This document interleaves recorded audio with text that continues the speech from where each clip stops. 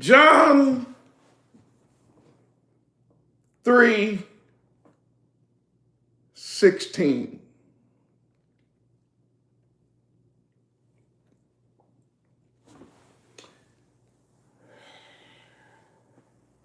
Is not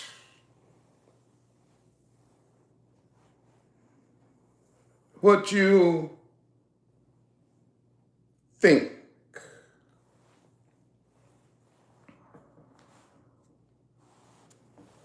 John 3:16.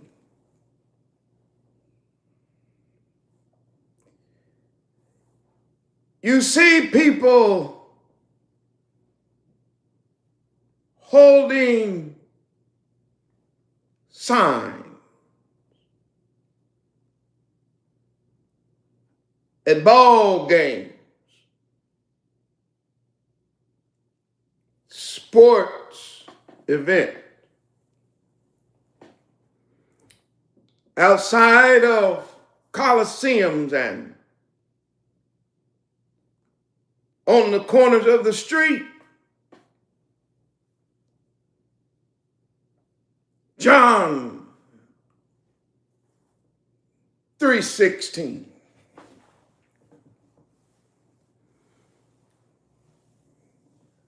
When a person wants to flaunt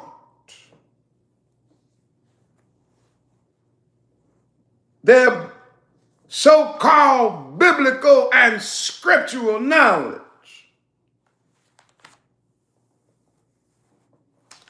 and they're trying to prove to those they believe are non-religious and pseudo-religious peons and pawns. They will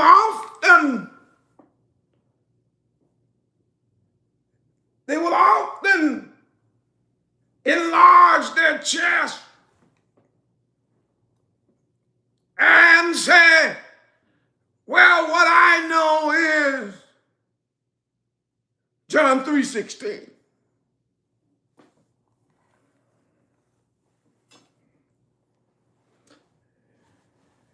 Even that pastor, yes, even the one that eats pigs and roaches, land roaches and water roaches and crab bottom feeders and others that they ought not will say, I don't know much, but I do know John 3:16.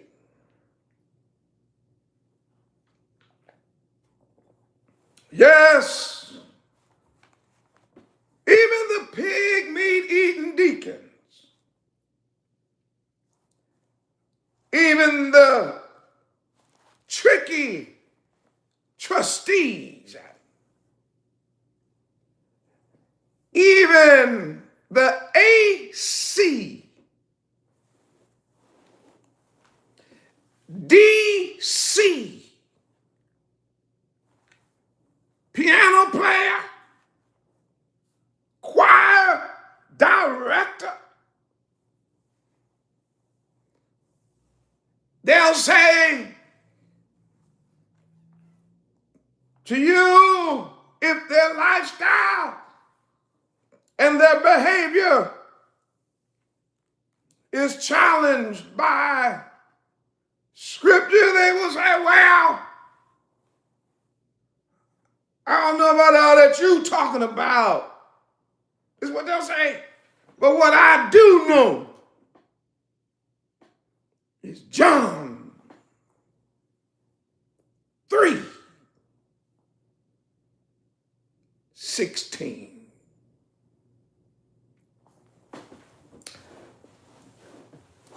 So those that are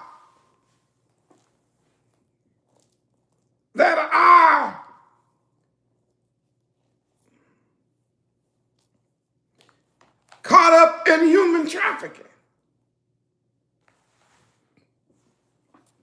those that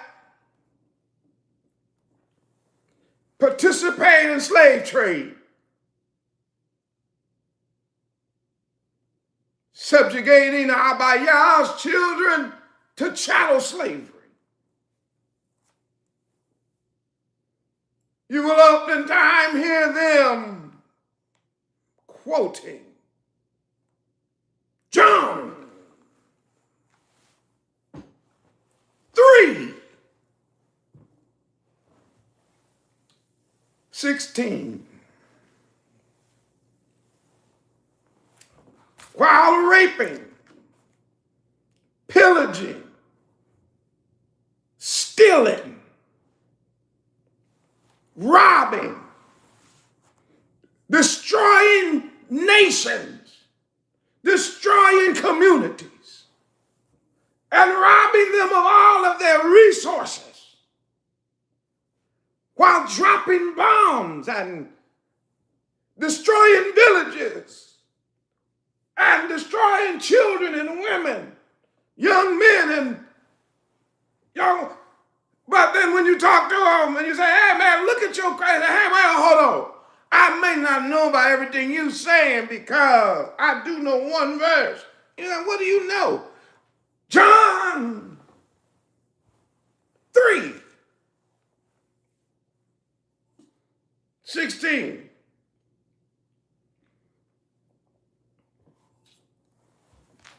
That's how they claim to get away with it.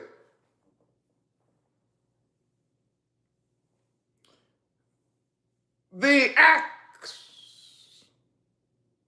and the actions of the thousands of individuals who all are Epstein and all have an Epstein Island. When you talk to them and say, what are you out here y'all doing? You know, it's against the Bible, and they'll tell you, but wait, hold on now. I don't know the whole Bible. But one thing this is what they say, one thing I do know. You say, what do you know? I know John 3:16. One heathen who spread this lie, who's now dead and waiting on the judgment, and very well may bust the gates of hell wide open, coined a phrase that had all of us repeating. We were telling people that there is a such thing as one verse in the Bible. This is what they said. That is the gospel in a nutshell. That's what they taught us. They said, this is the gospel in a nut shell. And then you say, what is that? And they say, John 3:16.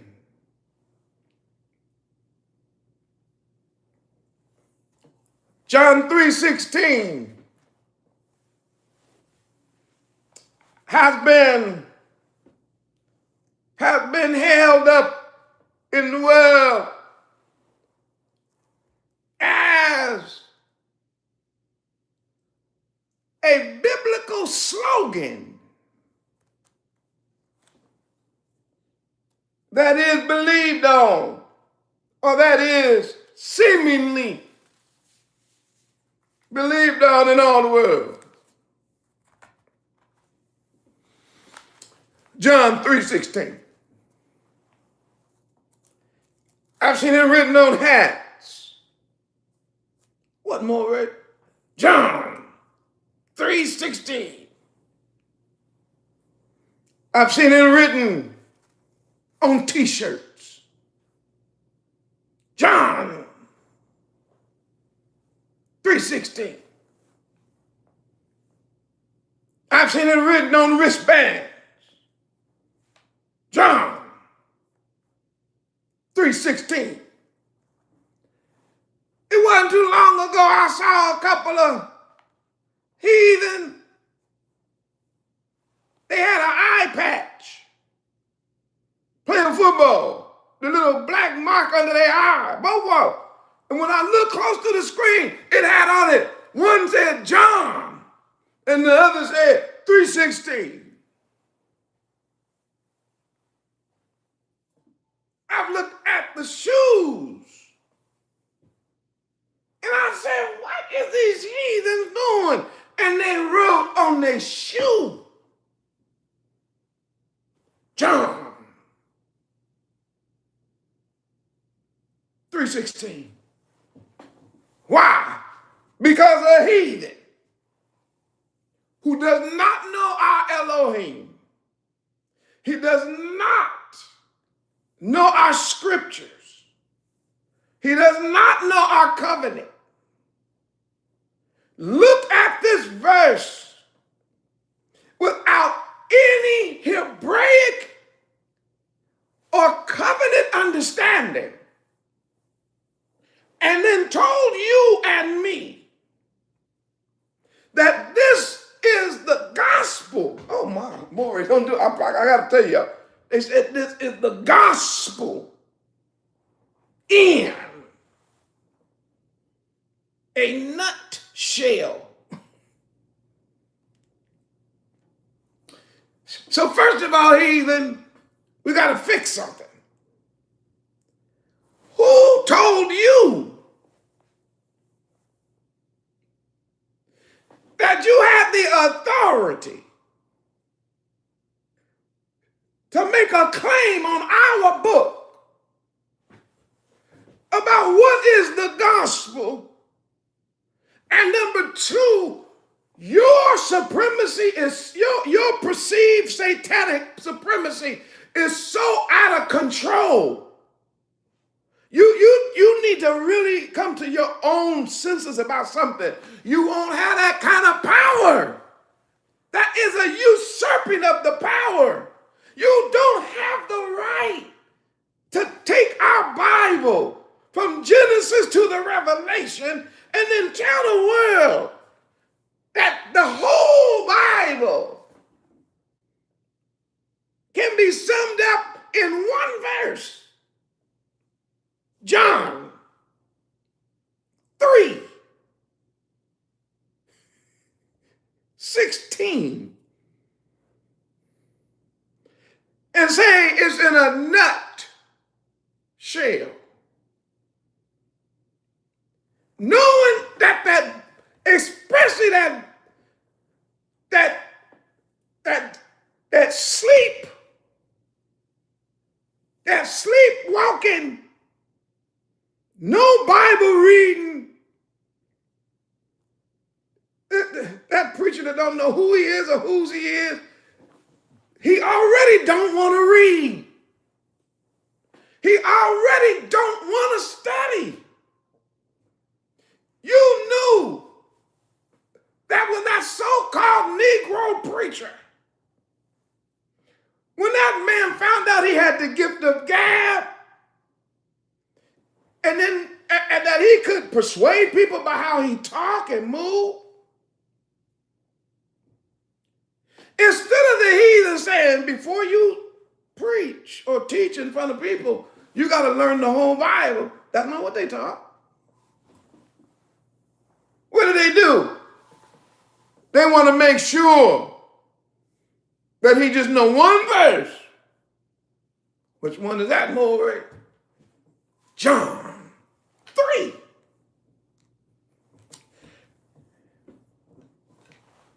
(16). Knowing that the Negro, so-called, that's a byword, preacher, don't want to read, don't want to study, don't want to know. So you hand them a big old book like this, right? And they say, oh, and by the way, this is all summed up in one verse. And then that ignorant so-called preacher, is it for real? This whole thing is just one verse? Yes. All you need to know is one verse. Because the whole Bible is one verse. What in hell? Why not I read the whole Bible? Just tell me that one verse. It's John 3:16.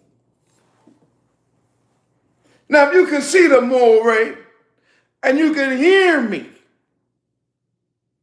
place a 12 in the chat for the 12 tribes of Israel. Acknowledge the fact that you've heard people say, yes, all you need to know is John 3:16. One of my Bible programs that I use.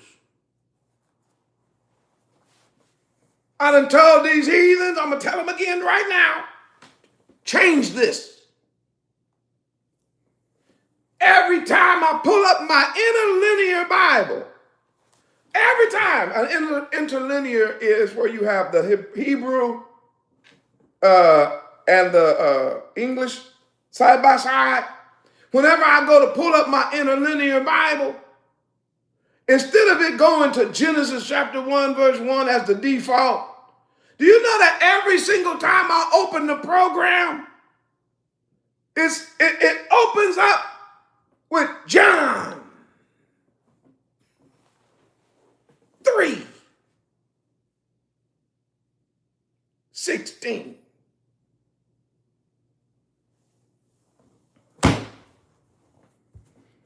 I had a Bible. Oh, my God. I got a little Bible. It's got the old, what they say, Old and New Testament, right? And in the preface, it tells you it's the Holy Bible. But if you flip over to the back and say, the main verse that you need to know, Morehyosh, come on, I'm trying to show you, is John 3:16. I never shall forget. I opened up I was staying in a room, and they had like the little Bibles that the so-called Gideons was putting in the room. And I opened it up, and it said, the most wonderful verse in the Bible in like 50 languages. What verse is that?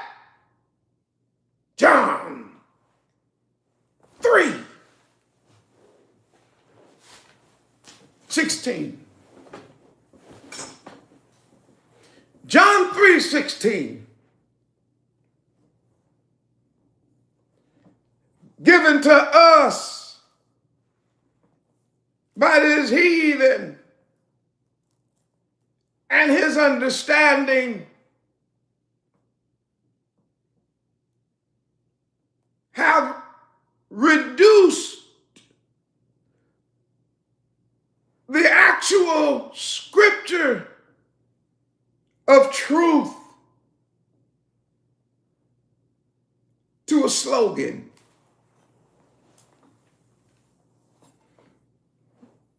To a slogan.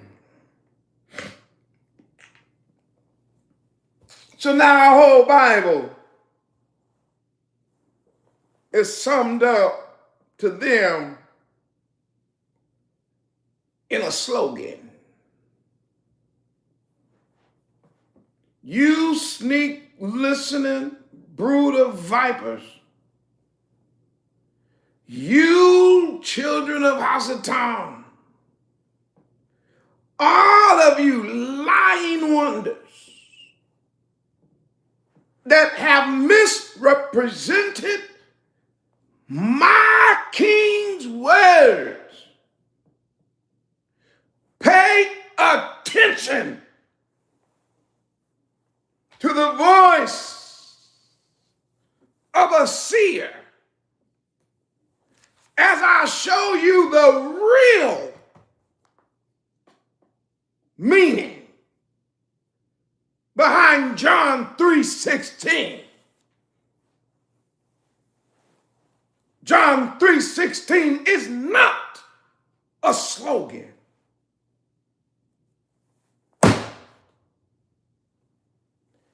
John 3:16 is not some kind of weird get out of jail free card.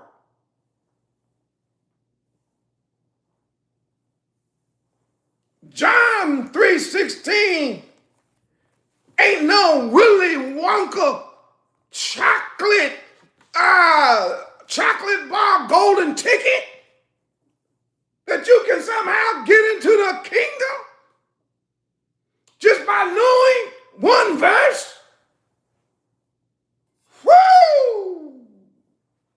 No, you heathens, you slumber brews, you sneak listeners, and every pseudo-religionist that's in the room, including the house of Israel, listen as we straighten it out.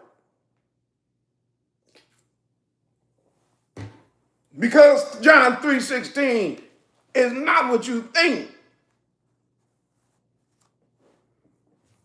I hear people saying stuff like this. John 3:16 is all, oh my. John 3:16 is all you need to know.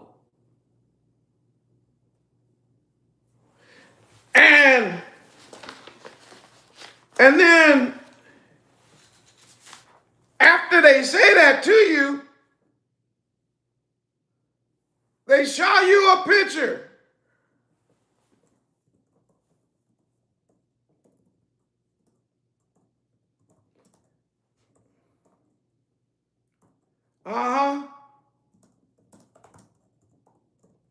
They tell you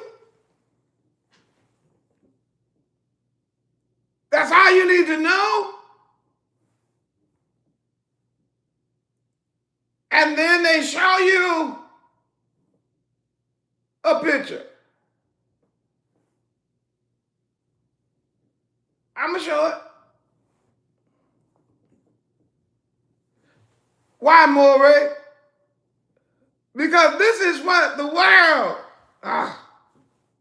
this is what the world is now believing, that this is what it meant. That a white, pink European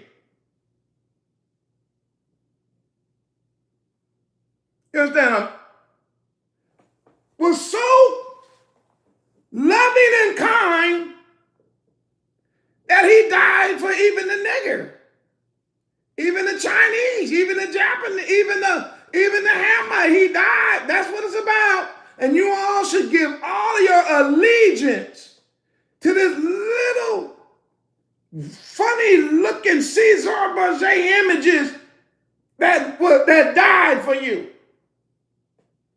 And they said, and you get into heaven. Bow your knee down.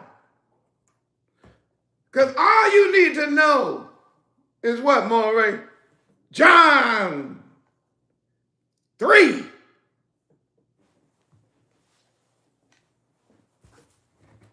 (16).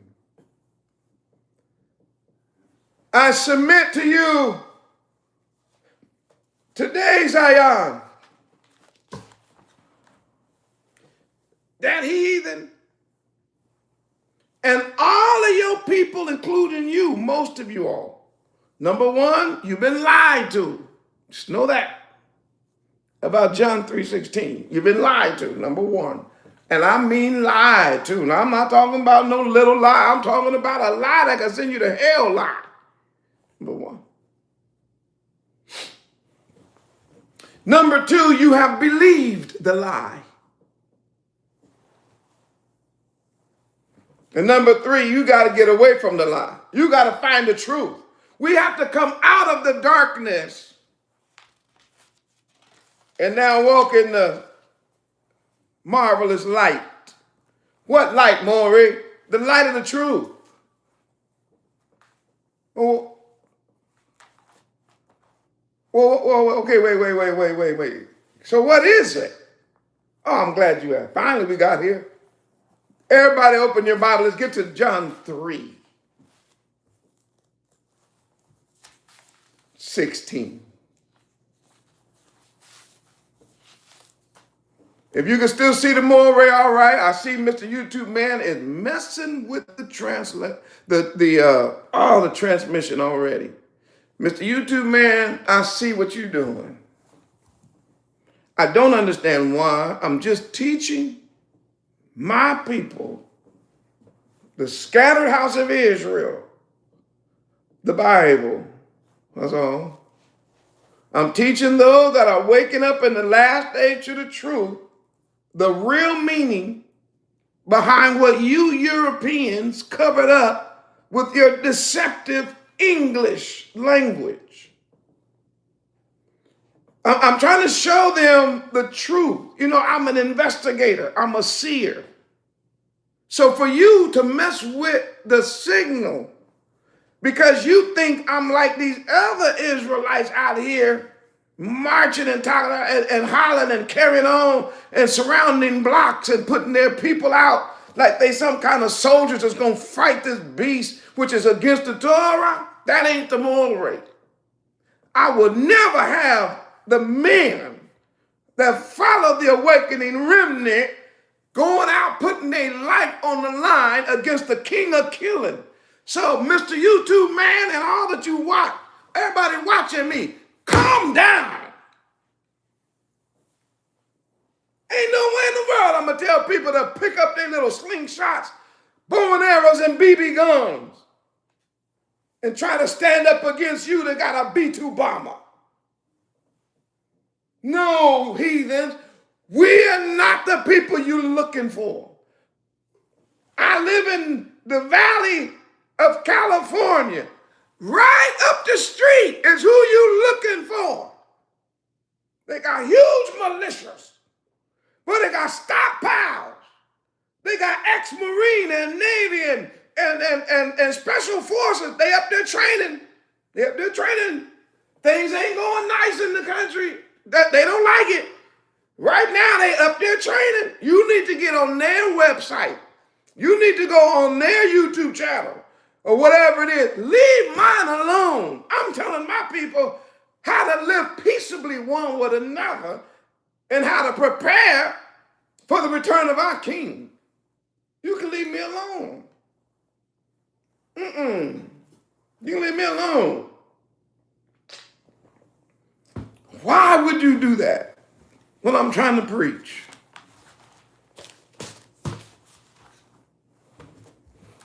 You heathen, it's just a reminder that we don't own these airways. It's just a reminder that somebody else behind the scenes monitoring. I ain't got no problem. Just get it straight. That's all. Matter of fact, y'all need to be listening to this too. Where are we? Oh yeah. John 3:16. Now what I'm going to do first is something I normally don't do, but I'm going to do it for the sake of continuity.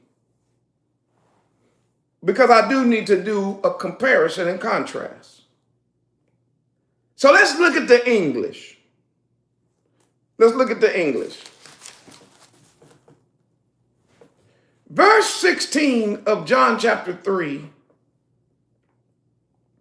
says, "For God so loved the world that he," it's funny, little h, but we won't do that right now, "gave his only begotten Son," right? "That whosoever believe in him." Now remember, I showed you that picture. Where'd it go? "That whosoever believeth in him." Who, Moray? I'm showing you. Him. This is who they talking about. "Shall not perish, but have everlasting life." So when they show you this picture, they're saying that this is the gospel in a nutshell. This is the only begotten Son of God. Now you see he's white and pink, right? You know that's a lie. But this is what they're saying. So if he's pink, then God is pink. This is the only begotten Son, which is to tell you, don't you be looking for no other son.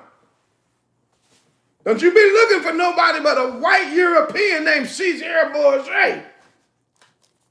And you better be glad that he was sent for you, because if it wasn't for him, you would still be under that covenant. You would still be under the law. You would still, but he came to get you away from the Father, so that you won't have to die and go to hell. That's what they teach you. Let me read it again. "For God so loved the world that he gave his only begotten Son, that whosoever believeth in him should not perish, but have everlasting life." And then they said, now that is the gospel in a nutshell.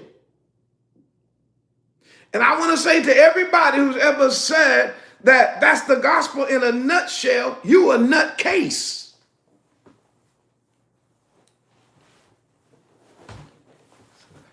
Oh, you want me to say it again? Oh, okay, no problem.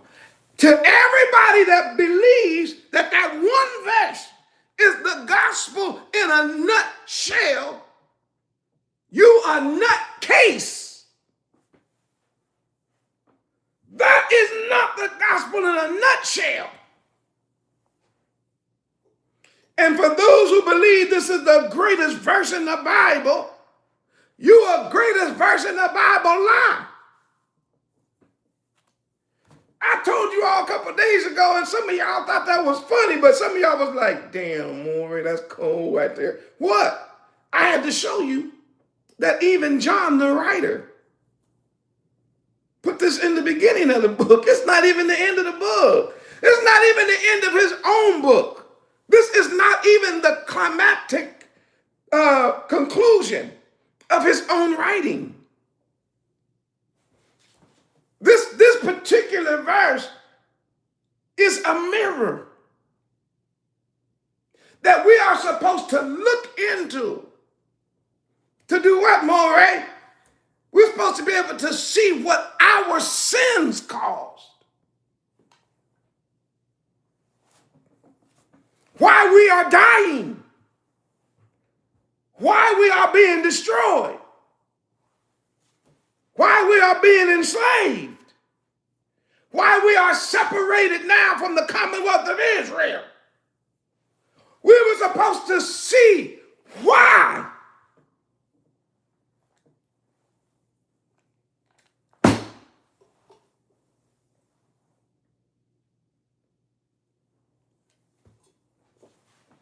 This verse, John 3:16, watch this.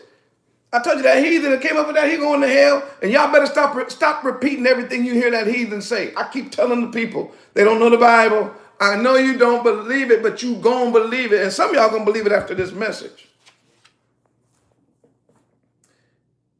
They don't know the Bible because the verse itself, John 3:16, just take the verse itself, right? Look, all of you grammar students, everybody who's been past the 5th grade, I know if I start talking about verbs and nouns and adjectives and modifiers, y'all gonna go to sleep. So I'm not gonna do that, even though I can. Yes, before the Most High called me to become a biblical scholar, my major was English. And I know what you're all saying. Ain't nowhere in the world that country talking, nappy headed. No, ain't no way English was his major in college. Yes way. It was a way because it was. And I'm making good grades too. I didn't just go by the school. I was mastering the language. What language? Wait, not the stuff y'all taught. I was mastering the King's English. Oh, yes. The high pinky stuff. Shakespeare. That kind of stuff. Oh, yes. So, I ain't going to take you down that road. Why? Because I just want you to see that this verse is not in a nutshell. More, don't do that. I'm just going to show the world. I'm just going to show the world. Because it can't be in a nutshell if it begins with 4. I'm out. I'm out. You know what? I don't think you're ready for that kind of preaching. But anyway, it can't be by itself. The verse cannot be by itself if it begins with the word 4. If it begins with the word 4, which means so as a result, or it could mean now we need to understand something that I just said. The word 4 has connected it with the other verses that preceded it. Talk more. So watch. A heathen looks at that and go, no, this is a standalone verse. It's a gospel in a nutshell. You a gospel in a nutshell lie. You can't be in a nutshell and start it with 4. Now, if all around the world y'all could hear and see the moral rate loud and clear, put a 100,000 in the chat. Why? You already got more. In 42 minutes of your life than you ever got concerning the Bible in your whole life. No one has ever showed you that. You just believed it was a gospel in a nutshell. You just believe it was a standalone. Until the moral rate show you it can't stand by itself and start with 4.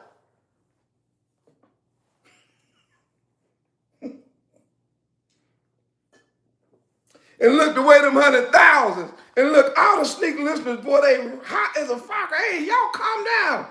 You in the sneak listening section, you hot as fish grease right now. Drink some water. I keep telling you. You want to sneak in the room and watch the movie, no problem. But you can't get so mad that you can't hear. Or you upset that I went to school or that I can read. I'm trying to figure out, like, what is the problem? Because I thought this was your slogan. I thought this was your sign. I thought this was your ticket to heaven. I thought this was your get out of hell free card.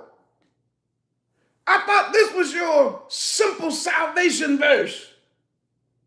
I thought this is all you need to know in order to get to heaven, and all you need to know to be saved in John 3:16. And John 3:16 starts with 4, which means it cannot stand by itself. It must be connected to what preceded it.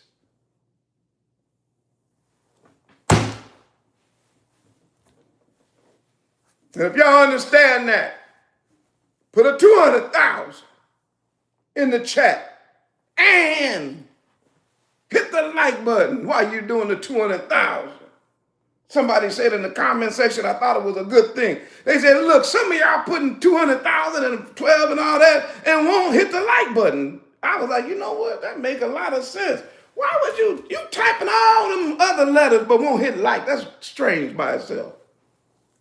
If we worshiping together, why don't you like the video so somebody else can be encouraged? So somebody else can get this information. I'm sharing it with you. Why don't you share it with others? And number 2, support the ARK. How? Through the tithe. Because I've told you this before. I don't get paid by YouTube. And I know some of y'all think I do. I've heard people say things like this in the comment section. I mean, in the chat. They say, people say, man, ain't he got like 57 subscribers? How much money is he making every video if he got 50,000 subscribers? None.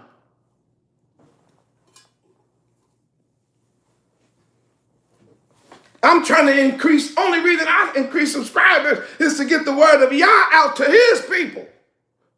That's why we teaching and preaching. That's why we tell you to circulate the videos. We're trying to get the word to his people. Now, if the word gets out to his people, and his people hear the word and understand it, then it will be the people that are being blessed and encouraged and helped that will give their tithes and their offerings to the ministry so we can keep going. We won't be dependent on YouTube. We won't be dependent on no social media. We're depending on the people of Yah that's being blessed. I almost made a joke. Okay, that's being blessed by one of the seers of Yah, by a latter-day preacher and prophet of Yah. Yes. And that particular exchange, I believe, is holy. And I'm not saying not to make money on YouTube, because if you are anyone else watching the Moral Ray, you need to use every tool you got when it comes to making money on YouTube or any other social media platform. Don't do that because of me. The Most High set me apart as a seer, and that's just a little different. He spoke to me, and he said, you need to, me personally, I need to put these messages out for the house of Israel and people that wake up to the truth, because your support needs to come from them. It needs to come between you and them. And so I was obedient to what he told me. And ever since he told me that, we've been out here full time. How, Moray? Through tithes. Your tithe and your offering. So imagine this. I just want you to think about this. You know, when you don't give to support the ARK, every single time that the ARK takes a hit. I know it's hard for you to understand that, huh? When you don't give, the ARK itself takes a hit. All of our workers, all of our staff, all our benevolent work, everything, because you are the supporter. Imagine if you weren't me. I mean, don't think about being me. Imagine you got a job, right? And you go to work, and you never know at the end of the month what you're going to get paid. It depends on how the boss feels. It depends on your co-workers. It depends on the mailman, depends on everybody. So then certain people so the boss say, yeah, I saw you working. You did a good job, marvelous job. And you say, man, I appreciate it. Oh, and then the boss say, you did it fantastic. And you say, okay, well, where's my check? And he said, oh, no, I'm just going to pray for you. I'm going to pray that you be back here next month, and do the same thing and work hard at that. You say, but I'm working for the company. Yes, but you should do it out of the kindness of your heart. Y'all would be like, I quit and I'm finna sue.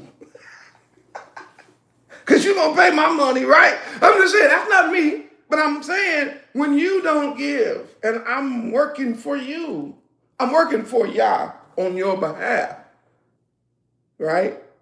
So when you don't give, it's like, all right, what we going to do? And then everybody said, but we prayed for you. I know, but why you didn't support, though?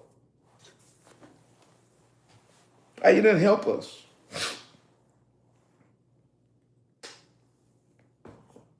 Because there's very few ministries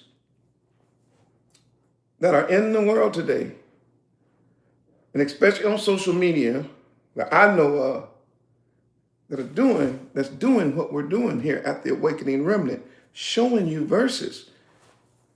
And the reason why some of y'all get in the room and enjoy being in the room like you do is because you look at it and go, how in the world have I been reading my Bible my whole life? And if I don't know no other verse, I thought I knew John 3:16. I can see when Moray get in the book of Isaiah, if he get down in the book I ain't read, like Nehemiah, sometimes man, he'll get in a book. I can hear y'all talking. Man, sometimes Moray be all in Habakkuk. Sometimes Moray be digging all in Ezekiel. And I ain't never read them books. I just be acting like it, putting in my 100,000 or whatever. I ain't never read none of them books. I'm just rolling with the Moray. But I thought I knew John 3:16. I mean, I that's the only one I have memorized, and I ain't never looked at just a simple word for.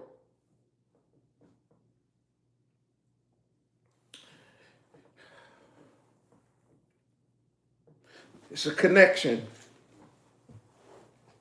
And it's this kind of preaching and teaching that needs to be supported by you to go to the world. Even the heathen, I'm going to show you this in this lesson today. Even the heathen needs this truth. Okay? I'm going to say it one more time.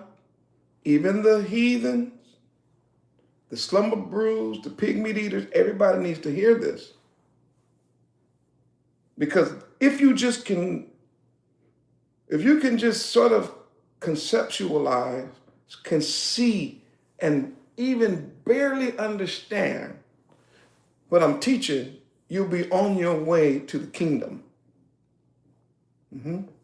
Because that's really what this verse is about. I'm going to show it to you.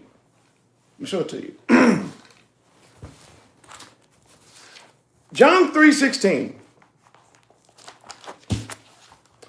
is not a slogan. John 3:16 is not a sign that you put on the front of your church. It's not a little badge that you put on your hat, on your wristband.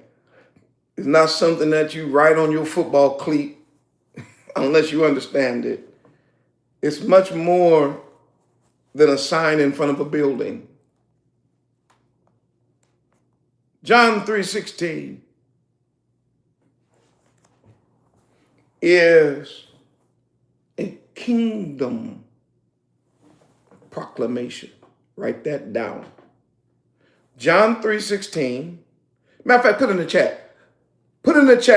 Kingdom, KINGDOM, proclamation. I know we're in college. PROCLAMATION. Kingdom proclamation. Put kingdom proclamation in the chat. Because John 3:16 is a kingdom proclamation. It is not a European summation. It's a kingdom proclamation. It ain't the sum of the whole Bible, but it is a proclamation. Woo! What else is it, Maury? It is a covenant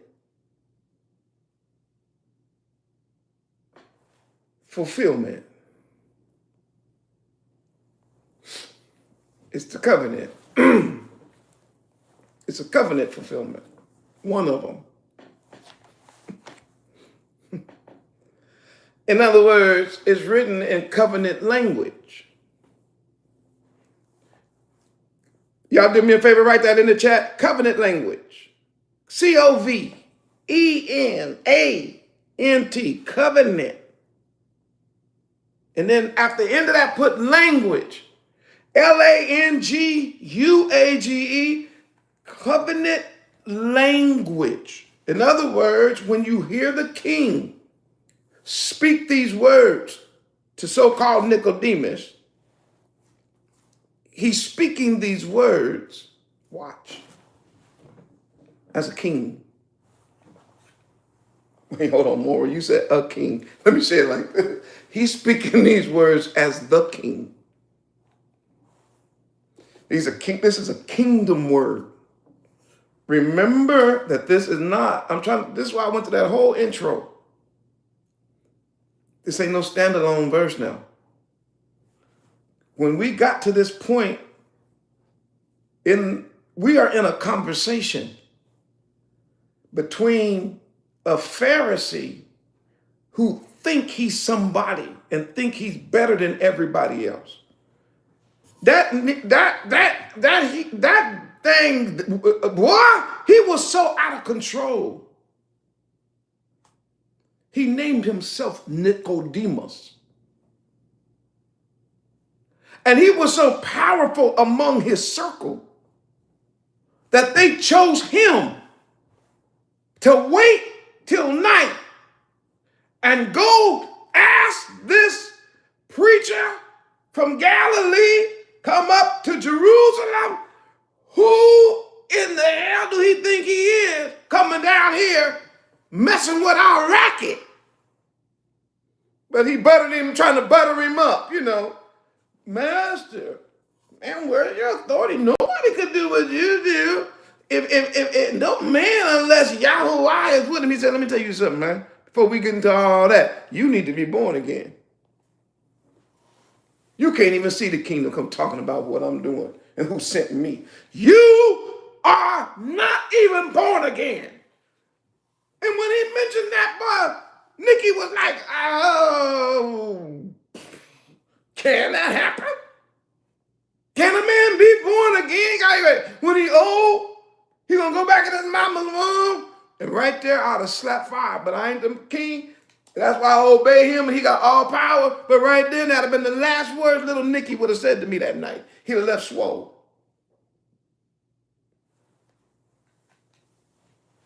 How dare you call yourself Nicodemus? I'm over the people. You don't know a simple truth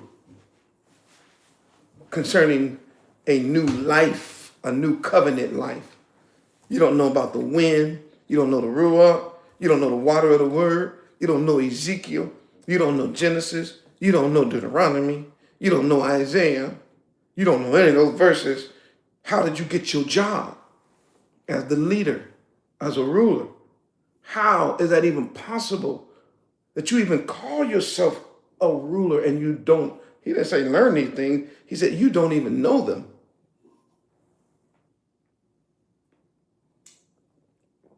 That's what this verse is connected to. John 3:16 is not a standalone. It's not even the end of the verse. It's not even the end of the conversation.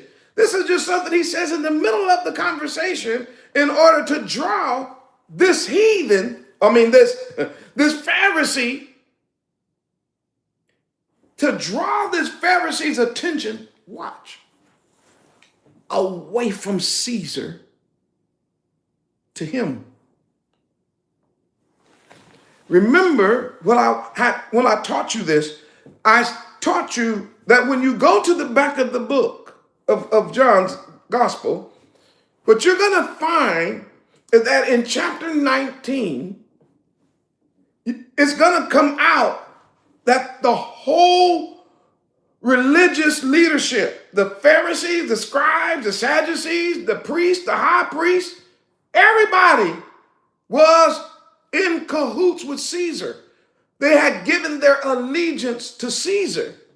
So you don't know that when you start reading the book because it don't come out yet. It's just like a great novel that's being written, right? You see these Pharisees and scribes doing wickedness, right? But you don't know like why, what's behind the scenes. And John doesn't tell you until you get around chapter 10 and 11 of St. John, and he starts to reveal that these people work for the government, that these people work for Caesar, that these people work for the devil. These people ain't with Yah at all. And we also found that they know that if they go against Caesar, Caesar's going to take their house, they're going to take their boats, and going to take their hoes. And when a man don't have a house, boats and hoes, boy, he lost. So they're like, it's better if we just kill him and we keep our place. So that just him, just one man, let him die. And then we can just keep the nation going as it is. Ain't that better? Now, they said it to be wicked and evil. But they didn't even realize by saying that speech, they fulfilled prophecy. That, yes, one man did die for the nation. But that's not my sermon. I just want you to remember where the mind of these Pharisees are. They are not with Torah. And Yeshua knows that when he speaks to Nicodemus. He knows that he don't know the Bible. He knows that Nicodemus is full of you know what. He full of stuff. He full of shite. He full of some kind of weird European paganism. He's weird. This dude and I don't know what making this dude feel like he is anything, especially standing next to our king. So our king said to him, in verse 11 of John 3, well, let me start at verse 10. He said, are you a master of Israel and know not these things? So when he put him in his place, he said, verily, verily, I say unto you, we know. In other words, right there, the Messiah is confronting him. You're stupid. You're ignorant. You're fake and phony because you don't know the Bible. He said, but we, who's we? At this point, he is identifying with the prophets. He's talking about the people. Maury, don't do that. You got a long ways to go. Just get a drink of water. Hold on, y'all.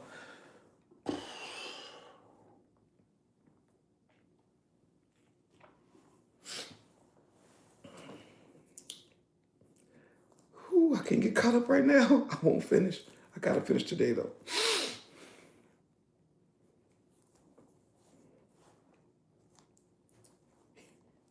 He said, we speak what we know.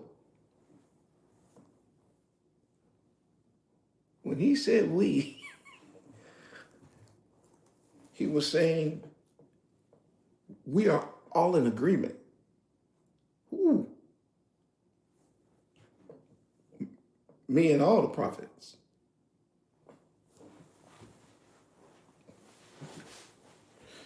And when we got up to speak and to lead, I wish the short-leggeds wasn't in the room because I need to say a word, but I don't have a word. I'm trying to find a clean word. He was saying, I know that y'all is bull sitting. There we go. Y'all bull sitting. That's what you're doing. You and your people. When you preach and you teach and you trying to lead the people, in reality, you bull sitting. Because you up here talking out the side of your neck about things you don't know nothing about. But that's not me.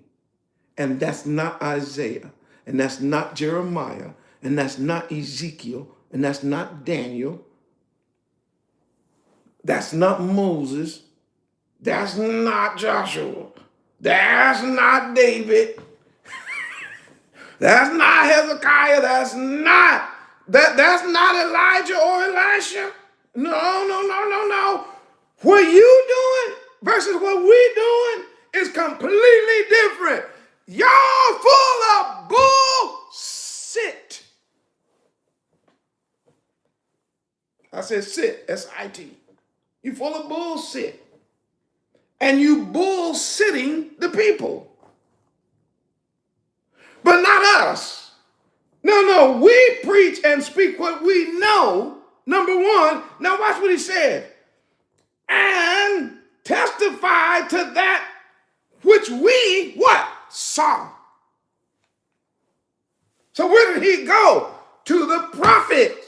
Why? Because the prophets would say things like, especially Ezekiel, right? He said, I was caught up in the Ruach and he showed me.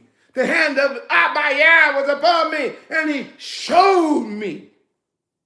The word of Abayah came unto me and he told me. See, those are the people that I relate with. The people that led Israel that could see the word and that could see what Yah was showing him, like Daniel, who said, I saw it. Why, even Jonah, who said, I heard. Woo! But y'all, your whole group, man, y'all full of bullshit. See, we testify what we've seen. And you, who, Nikki, pastor, you can't receive our witness. This message right now, there's going to be thousands, y'all, of pastors, preachers, heathens watching this video. They're going to see the truth and the whole time I'm talking, they're going to say, I can't see it. I can't see it. I hear what he said, but I can't see it. You know why? Because you're blind and you don't belong to him. You are with the group with Nicodemus. That's who you are. You can't receive this because you're wicked. And it's your wickedness that won't allow you to receive the message. And instead of getting mad that you're wicked, why don't you confess your wickedness? And ask Abayah to forgive you and cleanse your mind and to turn you to the covenant so you can see. It's not that difficult.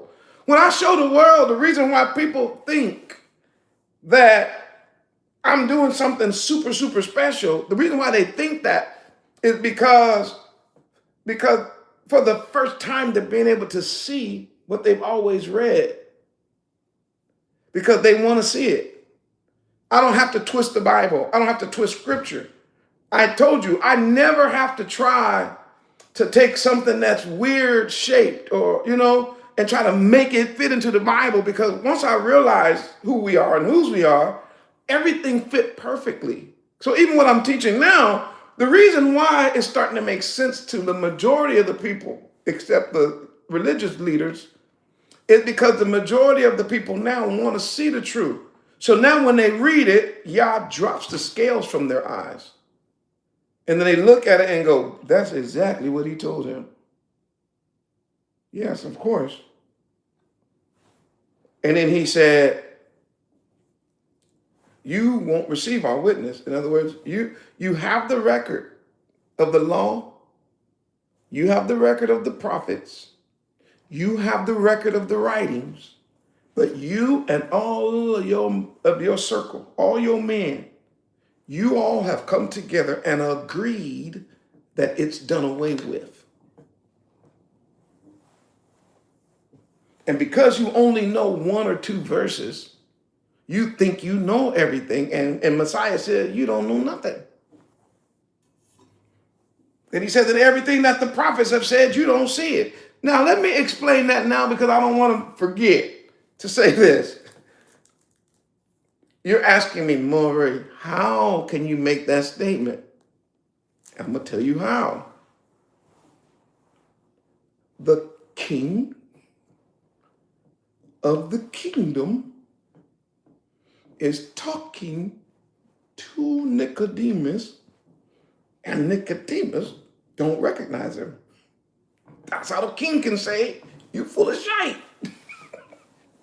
You can say you don't know nothing. Because if you knew anything, you would know that my presence here and the works that I've done and the words that I've taught, you would know who I am. But because you don't know who I am, obviously you don't know nobody else.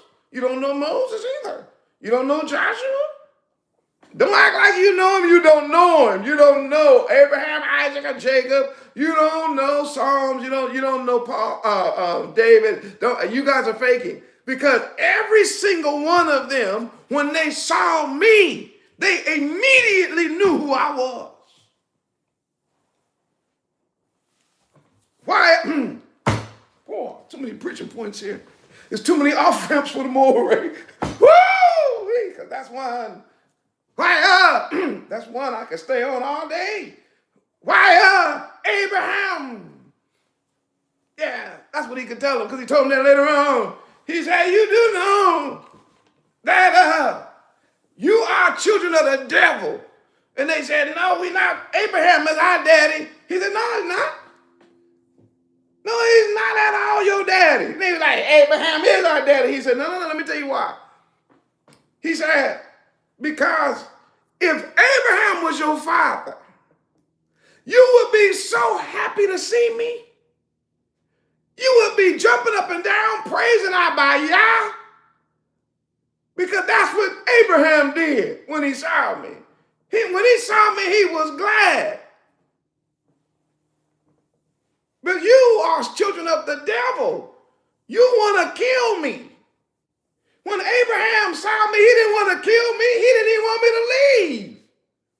Man, he told Mama Sarah and the servants to kill the fatty calf, man, let's eat. But no, y'all want me dead, you the devil. So I want you to understand this. The Most High has already divided. What? He's already knows that the system is divided and that the leadership is wicked. So that's not something he personally has to try to figure out. He knows. But eventually, the way John is writing, he keeps exposing that more and more, that the leadership is sold out to the government. So that eventually, when you get to the end of the book, they're going to confess it.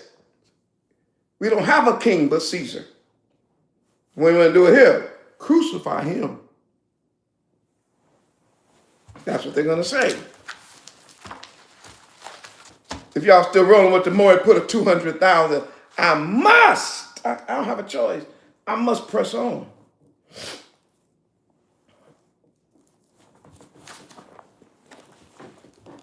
And once again, if you like this kind of preaching, support this work. It's true. Go to verse 12. He said, if I have told you earthly things and you didn't believe it, how can you believe if I tell you heavenly things?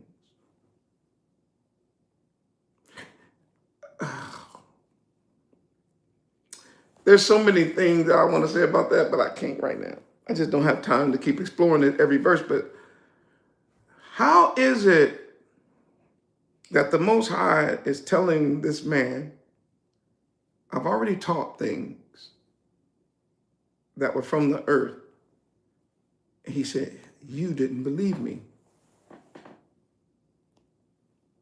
So you, Nicodemus, are in unbelief.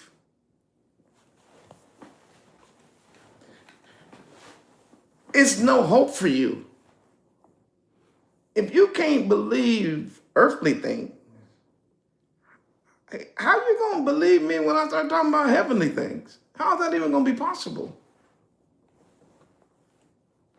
You can see the earth. You ought to know that the earth didn't make itself. Preach more. Why, you can see the design of a tree. You ought to know that there's a designer. You can look at a bird's flight.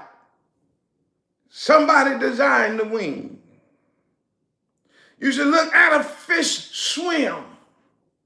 Somebody designed the fins.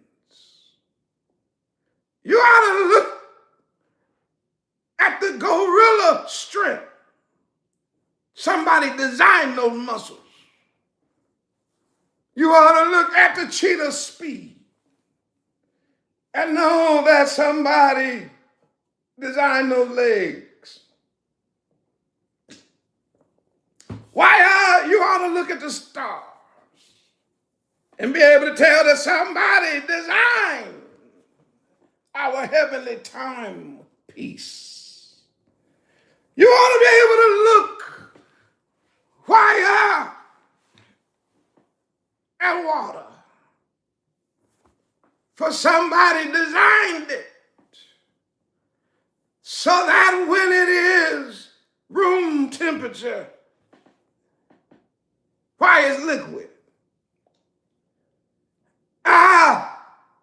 But when it gets hot, it steams.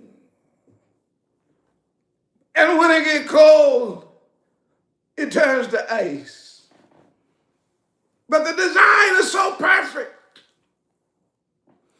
that when it's cold,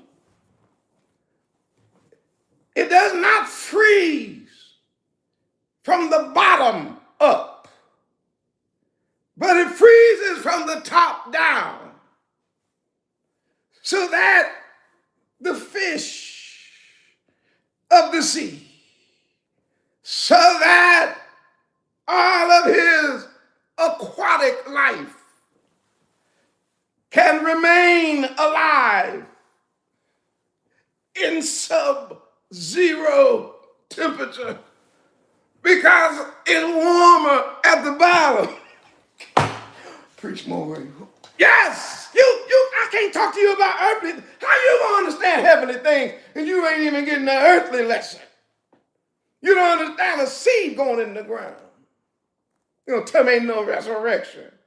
And every day I'm putting seeds in the ground. The seed die, and then it come back up a new shoot, and then put out another tree and another limb and more fruit that got the same exact seed on the inside with the same DNA and the same record and the same history, and everything needed is written in a program. So if you take that seed and put it in the ground, it'll do the same thing that the one that you just put in the ground.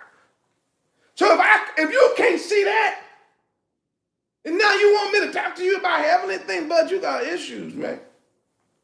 Talking about a big bang. Talking about accident. An explosion created something as perfect as this world. An explosion made an eye with all of its gates and all of its almost microscopic muscles that bring in light and move and focus and change and look at things and be able to see things on the side, the peripheral and in the front. Come on now. Oh, but that was an explosion that made an eye. Now, so me talking to you about eyes right now and talking about the eye of God, if I'm talking to y'all about earthly things, I told you the Messiah got patience, don't he? If y'all want to give him some praise, go on and put a 500,000. Go and give him praise. Put up 500,000. Let's give him praise. He was straightforward with little Nicky. Remember, I'm getting to John 3:16. It's not set up in a nutshell. It's not a nutshell verse. He's driving a covenant truth.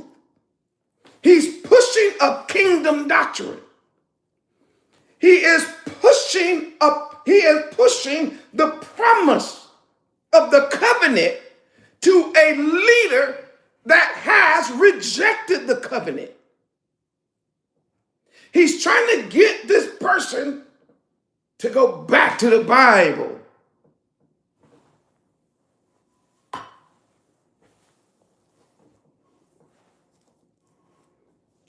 Verse 13. Verse 13. And no man have ascended up to heaven, but he that came down from heaven, even the Son of Man, which is in heaven. He said, look, man,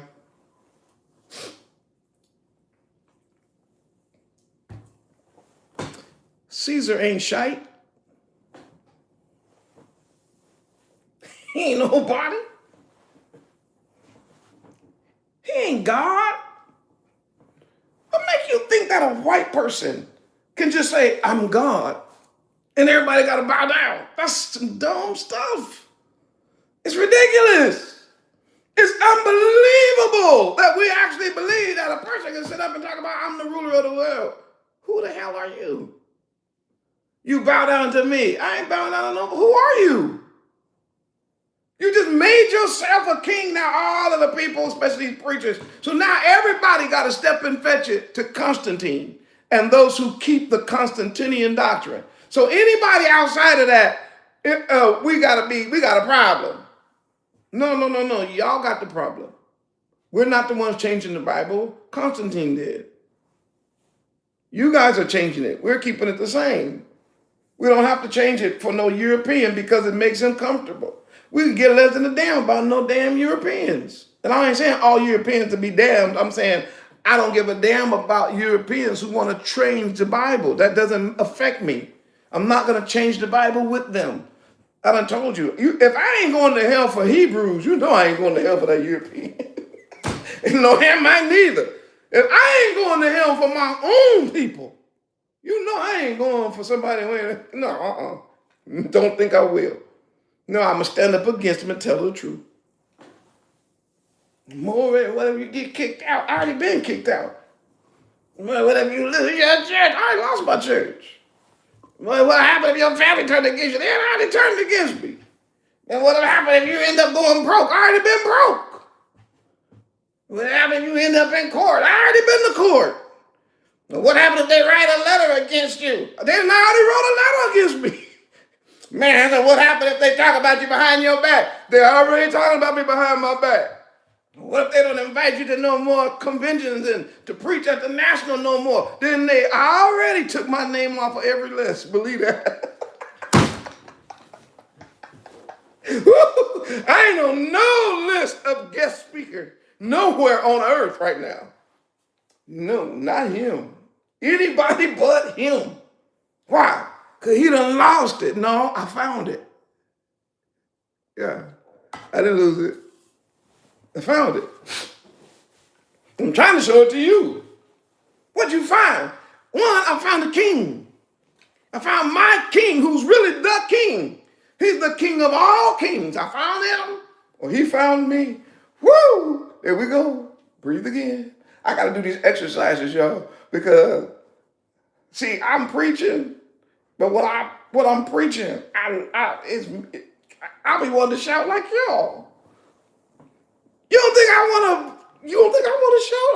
I have to stay in my teaching mode. But when I think about the fact that I was a pastor for 21 years, he could have killed me on the spot for violating Shabbat, breaking the 10 Commandments, talking about the law been done away with, all manner of wickedness.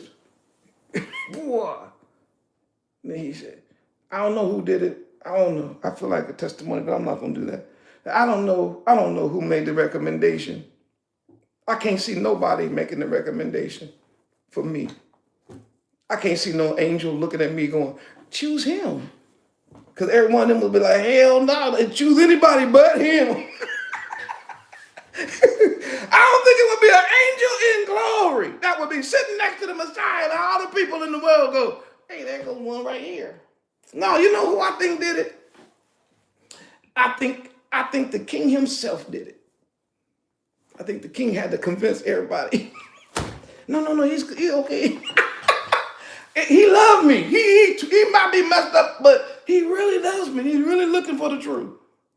And boy, I think all the angels was like, oh, please, not him.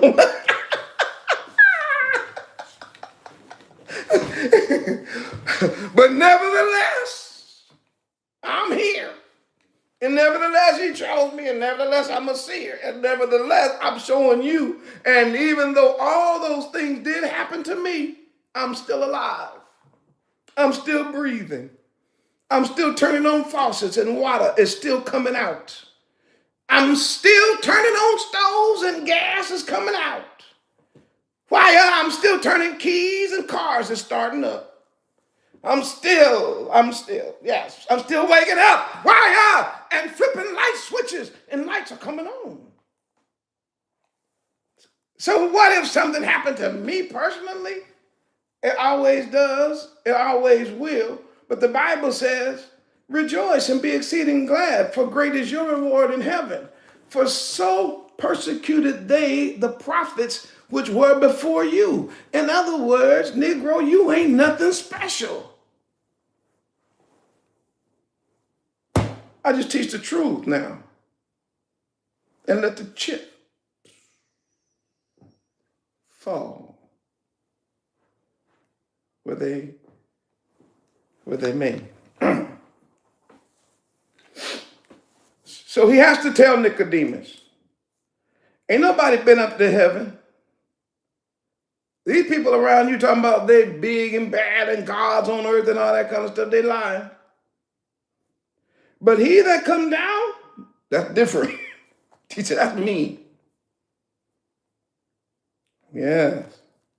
The Son of Man. He should have knew right there. He's Messiah. And as Moses lifted up the serpent in the wilderness, I did that lesson last week, so I won't go over that again. So then the Messiah does not take him, watch, in this verse, the Messiah does not take him even to say the dedication of the temple in Jerusalem under Solomon, right? Which is the real apex. It was the height of what y'all call the Old Testament. The highest point in our history before Messiah was the dedication of the temple under Solomon.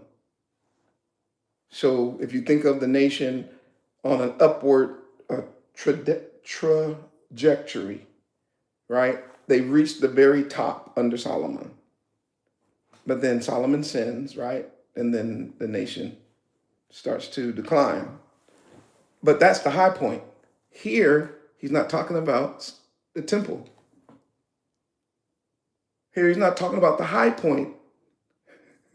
I'm finna fix this thing for the whole world. He's not talking about the highest thing that ever happened in the Old Testament. No.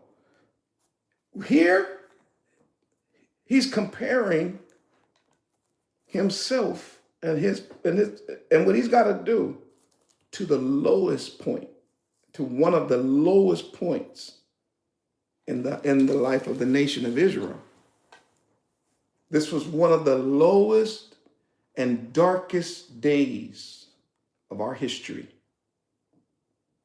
It was the time that we had been in captivity hundreds of years, and then we got out of captivity. We were supposed to go to the promised land. It shouldn't have took no more than about 40 days. It ended up taking us 40 years. And then after that, people started going just into all kind of wickedness. And then the nation got lower and lower until they started speaking against Yah that brought them out. We don't need him no more and all that. He brought us to kill us. So now you're making him a genocidal maniac. And then you're making Moses the assistant to genocide. And then now you're saying that you hate he brought you to die. And there's no bread, even though every day you're eating, no water, every day you got water. And your soul loathes this light bread. It was probably one of the, if not the lowest point in the nation. So much so that Yah himself sent the fiery serpents in. He said, go on in. Go on by them. They don't think I'm doing nothing. They don't think I'm helping. They don't think I'm even loving them. I got the whole promised land prepared for them. And they don't get this far and talk about, I'm trying to kill them when I'm trying to make them live, trying to help them live. I'm trying to help them into the promised land that I promised to Abraham, Isaac, and Jacob. And they're saying, no, I'm bringing them to kill them. So how about this? Let me just take away one thing I'm protecting them all kind of ways, but let me just take away just one way that I'm protecting them that they don't know about. I'm protecting them against fiery serpents that have been around this congregation for 40 years and never bit the people because I told them not to bite them. 40 years, they have never worried about no snakes out there. I saw a special on television not too long ago where these heathens was out there trying to redo the journey, right? And they said them snakes is everywhere. Man, you know them snakes are still there. They were taking pictures. There go one right there. You got to be careful. One right there. They're like, man, them snakes ain't going nowhere. Why? I told you, the snakes are indigenous. The Most High don't have to create new snakes for you. You don't have to create new poisonous snakes to bite you. Them snakes were already there, just like he's trying to show you. This was a low time in the house of Israel. And he said, you know the story of Moses lifted up the serpent in the wilderness? Yes.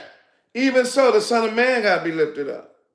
Wait, and then that should have made him go, wait, what? Yes. Because of sin and unrighteousness. Because of unbelief. Because they don't believe in him no more. They don't believe in him as the King of Kings and the Master of Masters. They're not following the actual scriptures anymore. So therefore, the only salvation that Yah is granting the house of Israel is their recognition of their violation of the covenant. That's it.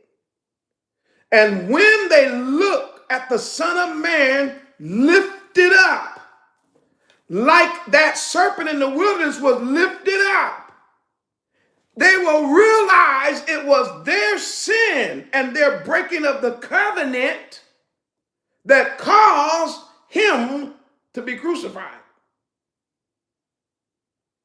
And at that point, they will have a choice. And what is that? Look to him and live, or don't look to him and die. Look to him and enter into the kingdom, or keep doing what you're doing and enter into hell. That's it. That's going to be the choice. That's what he was trying to tell Nicodemus. They only had one choice. You either going to look at the pole that Moses put up with the serpent on it, or you're going to die. You're either going to look to the Messiah and recognize your covenant violation and return to the covenant, or you're going to die. Oh, Mora, you put them words in. No, I didn't. I'm going to show it to you. What time is it? I can't believe it. Y'all put a 500,000 in the chat. I got to press on. I must press on.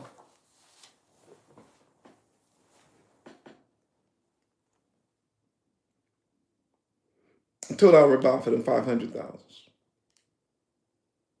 This message is so important today that I'm going to do my best to finish it. If you all, I get it. It's going to be kind of long, but I need to finish it. Let me make a statement. When you're told something is true and you understand it to be true, you believe it's true. And so you have a problem when a person challenges what you believe to be true.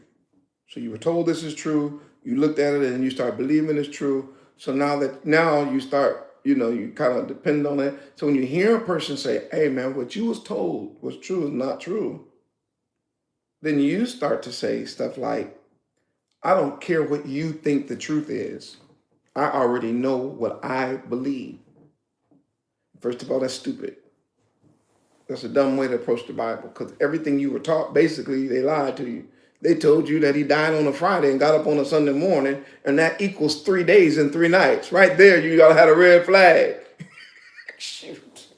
in kindergarten. So anyway, so let's just not deal with what you think is true right now because you just don't know. It's all right because I'm gonna show you. I'm gonna show you the actual truth. But your lack of understanding doesn't change the truth. I'll say it again. Because you don't understand something doesn't change that thing. You just don't understand it, and what you think about it is not true. That don't make whatever the thing is untrue. That just make you untrue. Especially when it comes to stories, words, events, and all that kind of stuff. Your understanding of facts, if it's a misunderstanding, your misunderstanding don't make it fact. Your lack of knowledge don't make it true. You understand what I'm saying? Like you can't approach John 3:16 based on what the heathen told you and say, well, I don't care what the Hebrew is. I don't care as long as I know it in English. First of all, you're showing how stupid you are and how ignorant you are and how dull you are and how stiff-necked you are and how hard your heart is and all that when you make that statement. It's an asinine statement. It's a stupid statement. It's a sick statement. Because you should know by now that the Bible is not written in English. That you need to know that the book itself is not written in English. I saw a debate the other day and I just had to turn it off. I said, you know what? I can't do this. I'm getting too old and I'm studying too much and I'm getting to a place where the separation between those of us who know the Bible and those that don't is getting too big. So I just get irritated all the time. I really wish I could just hang around with other scholars. I really do. A person said, if God didn't want the Europeans to have Christianity, then why did he write the Bible in English? I know y'all think I'm lying. I said, what did this? If God did not want the Europeans to have the church and have and this is what he was saying, then why did he write the Bible in English? That's what he said. And I went to say certain words, and I know I probably shouldn't have said a couple of words, but I was like, yeah, how much longer I got to deal with this? You should know by now, you sneak listeners and you ignorant, all you heathens and slumber brews and all that, you need to know something by now. I'm going to tell you, the Bible is not written in English.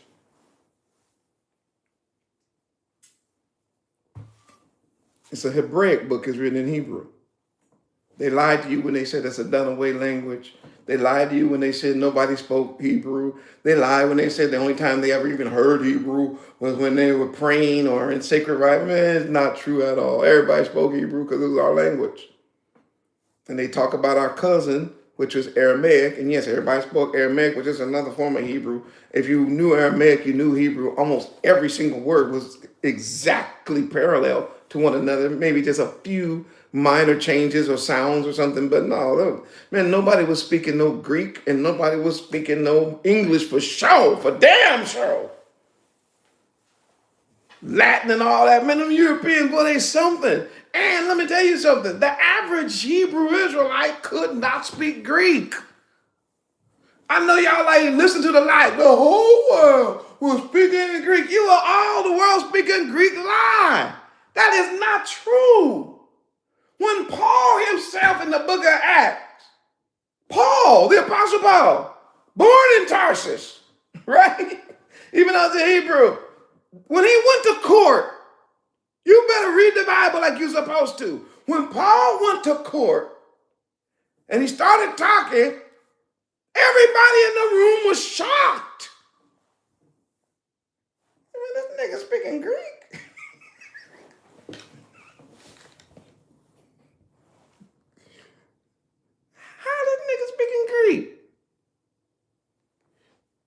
because niggas didn't speak Greek, we spoke Hebrew. They called us niggas, we wasn't niggas. But that's what they were saying. They were saying, how is this nigga speaking Greek? They don't know how to speak Greek. Paul had to tell them, oh, first of all, I'm a Hebrew, but I was born under one of the Roman provinces called Tarsus, which y'all know ain't no mean city. It's a big city. So yeah, I learned all these languages because I wasn't born. But yeah, almost said something. Yeah, I can speak Greek. Why? Because they lied to you and told you that everybody spoke Greek and Hebrew was missing. That's not true. Another lie that we expose right now. So when we look at the Bible, we're not looking at an English book, which means that the Europeans have no idea or no clue about what's going on here because it's not about what they think at all. I heard of a term called cultural appropriation, where white people have this thing about them, these Europeans. They have this thing about them. They gotta be everybody. They gotta be everybody. And they gotta act like they know everybody and everything. They gotta be, I heard a person say this not too long ago, they can't just go to China or Japan, right? They gotta go to Japan and be the last samurai. The last samurai. Well, that heathen is out of control. He gotta go, boy, he'll go to, well, look here. He'll go to Africa, right? He gotta be Pharaoh. The blackest people on earth are the Egyptians. But when that heathen played, show the Egyptians, he gotta be Pharaoh. So now you a black African, huh? Boy, look, I was watching a show not too long ago called Kung Fu. And the little boy was a white boy named David Carradine. I said, oh boy. Boy, then I started watching a Western. I said, man, this white man is the cowboy and the Indian. Damn. Cultural appropriation. Boy, I said, but he just, anything we do, it don't matter. It doesn't matter. He gonna be everybody. He gonna be Chinese. He gonna be everybody. He don't care. He go to the island, all of a sudden he now Jamaica and however they say that, like, what going on? I'm like, man, what's your everybody. And so what they do the same thing to the Bible. They made Adam white, Eve white. They changed her name from Chihuahua to Eve. They made Noah white. They made the 3 sons white, except for one. They made Ham black because they say he cursed. They're going to hell for that too. They cultural. So I'm just trying to show you something. You can't look at John 3:16 the way this heathen gave it to you. He don't know our culture. He don't know the covenant. He don't know our king. So he doesn't understand that the Messiah is connecting his death to Moses, to what happened under Moses during the wilderness. They don't see that. They don't understand that. Now, I'm going to help you all. I want to help you see it. Moses wrote the first 5 books of the Bible. Moses, by himself, wrote Genesis, the whole book, Exodus, the whole book, Leviticus, the whole book, Numbers, the whole book, and Deuteronomy. So whenever you hear the Messiah mention Moses, he's talking about those 5 books, all of them, because they all go together. It's one solid book. Those 5 books represent one, what they call book of the law. Okay, so they call it the book of the law. Just like a person would look at a Bible, it's got 66 books in there, but they'll call it the holy book, like one book, but it's 66 books. So the book of the law has 5 books in it. Moses wrote every one. So every time you bring up Moses' name, you gotta think he ain't just talking about Moses like the person. He's talking about all of the life of Moses, everything he's ever written, which is what? It includes everything that Adam, Chihuahua, Seth, Enoch, Noah, I can go on, but like Moses wrote about all that. Why is that important? Because this is where Messiah is taking Nicodemus. He's taking Nicodemus to Moses. If y'all can see that he's taking, in verse 14, if you can see that he took Nicodemus to Moses, put a 14 in the chat for verse 14. If you can tell, if you can see that he took Nicodemus to Moses, put a 14. Let me look. And them 14s is rolling. This is not European. This is not Christian. This is not a slogan. It's not the gospel in a nutshell. This is a kingdom event that is going to signal the lowest point in the history of Israel. Right? So just keep that in your mind. To where the person that they are complaining against has to pray for them. And he has to obey Yah in lifting up a serpent. And a rule is established. And that rule comes down from the king until they recognize what they've done in their wickedness, until they look up and see what their breaking of the covenant has caused. And by seeing it, be willing to turn from that, they will die. So now when you see, quote unquote, John 3:15, it says that whosoever believeth in him should not perish but have eternal life, because the issue, and I'll get to that word eternal in a moment, but he's saying you have a choice here. They had a choice in the wilderness, is what he was saying, and you're going to have a choice in a few years. Why? Because something worse is going to happen to the house of Israel.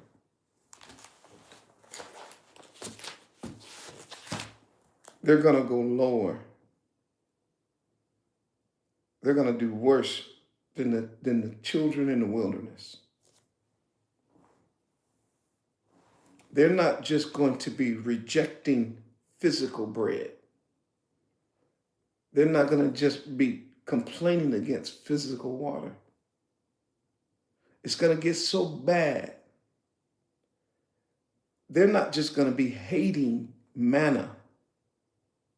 No.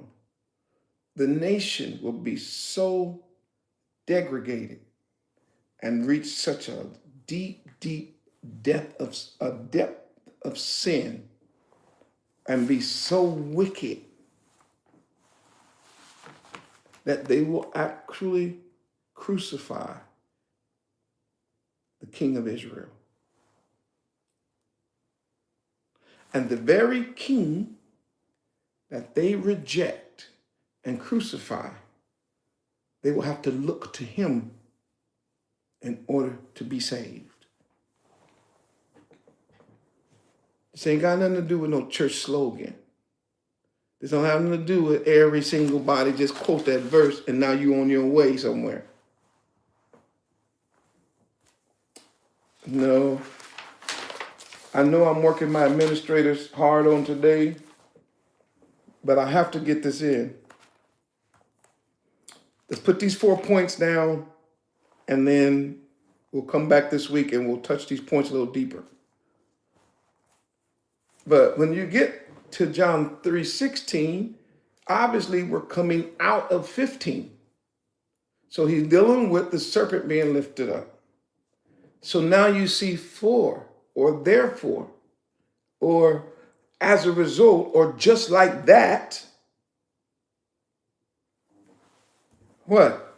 Yah so loved the world. Stop. What part of that is he talking about?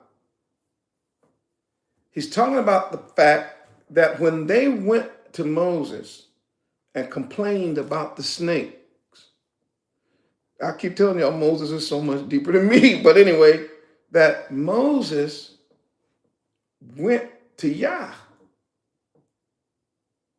And Yah has a remedy.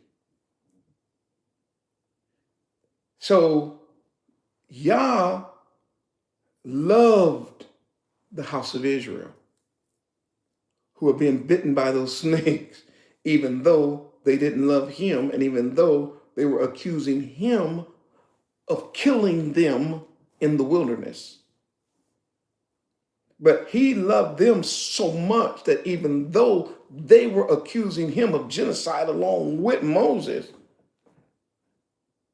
that he gave them an opportunity to face their sins, to face their wickedness. That if they would just obey him and confess that they have gone wrong, they could live. That is Hebraic love. It has nothing to do with emotion. It has nothing to do with loving the beast system. It has nothing to do with loving church. It ain't got nothing for y'all so love the whole world that they keep trying to talk about. We gonna talk about that right now. I'm gonna give you these lists. I'm gonna show you that he ain't talking about the whole world right now. Not in the sense that you think. We're gonna fix that. So the first thing I want you to see is write these 4 things down because my time is now pushing past even me. So watch. Number 1, we already saw that John 3:16 is connected, right, to John 15, which is connected to Moses. So therefore, John 3:16 is covenant. All right, so John 3:16 is a covenant proclamation or covenant truth. So then, understanding that as a foundation, let me give you these points to think about. In this one verse, we are shown, number 1, covenant love and what that really means. Number 2, we see the covenant son and what that means. Number 3, we see covenant belief and what that means. And number 4, we see covenant life and what that means. So John 3:16 is about the covenant. It shows you the covenant love and what it is. It shows you the covenant son. It shows you the covenant belief. And it shows you the covenant life. This has nothing to do with the wicked heathens. This has nothing to do with the whole, this is the covenant he's talking about. He's focusing on the covenant.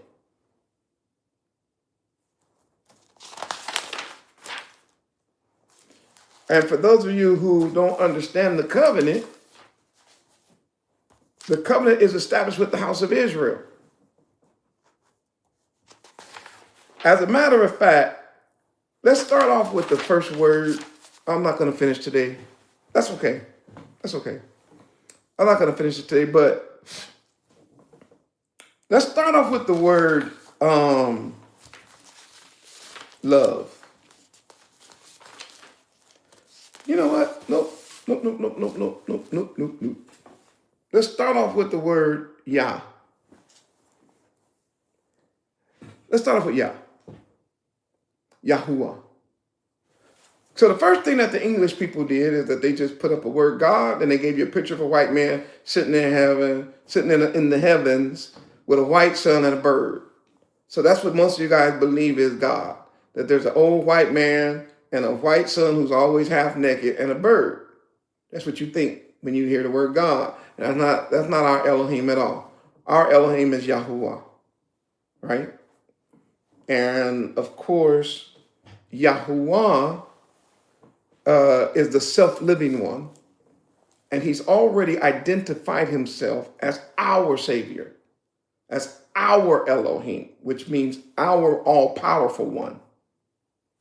So we are not identified with the rest of the world. They have their own gods, but we don't have gods like that. We have Yah. So whatever anybody else's gods are doing, that's their business. That's why I told you all, I don't give a damn. You're never going to hear me get up here and be talking about no Allah, because I don't really give a damn about what Allah is doing in their book. That's their business. I don't care about Krishna and all these other gods that these heathens got. I don't give a damn about none of that stuff. I don't read it and I don't care. Why? I don't believe that's my Elohim. I believe my Elohim is Yahuwah. So therefore, I'm going to study the book that's about Yah. I'm going to study the book that's given to us about Yah, who has chosen a people called Yisrael. That's us. I'll stick with this book. I'm only on this one. This is it. I don't care less about nothing else, right? I've told you all that 1,000 times. So here, when you see Yah, he's like, I'm not talking about all the rest of the world. I'm talking about Yahuwah. And if you look up Yahuwah, it's going to say he's the Elohim of Israel. Oh, yeah. His chosen. So understand that? Yah. Second word. Did everybody get that? Put a 700,000. If you got that part, put a 700,000 that this ain't no random God here. I know English just put in the word God, but this ain't random. This is not no just any God that's in the world out of all the millions of gods, or they're all supposed to be one and the same God. Hell no. This is not no multiple gods here. This is one. This is Yahuwah, the one that I follow, and hopefully you do too. This is him. So it says, for Yah, which is to set him apart from everybody else. And then in English, it have the phrase, so loved. Right? So loved. We don't really have that phrase in Hebrew. So loved. But we do have ahav. So remember, Yahrahn is a Hebrew.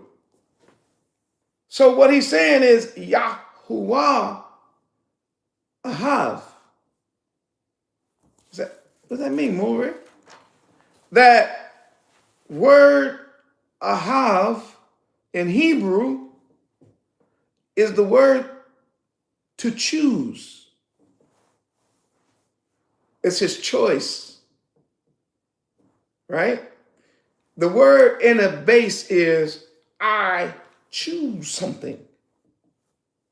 And the point of my choosing is also a manifestation of my love for it because I chose it. It's not emotional.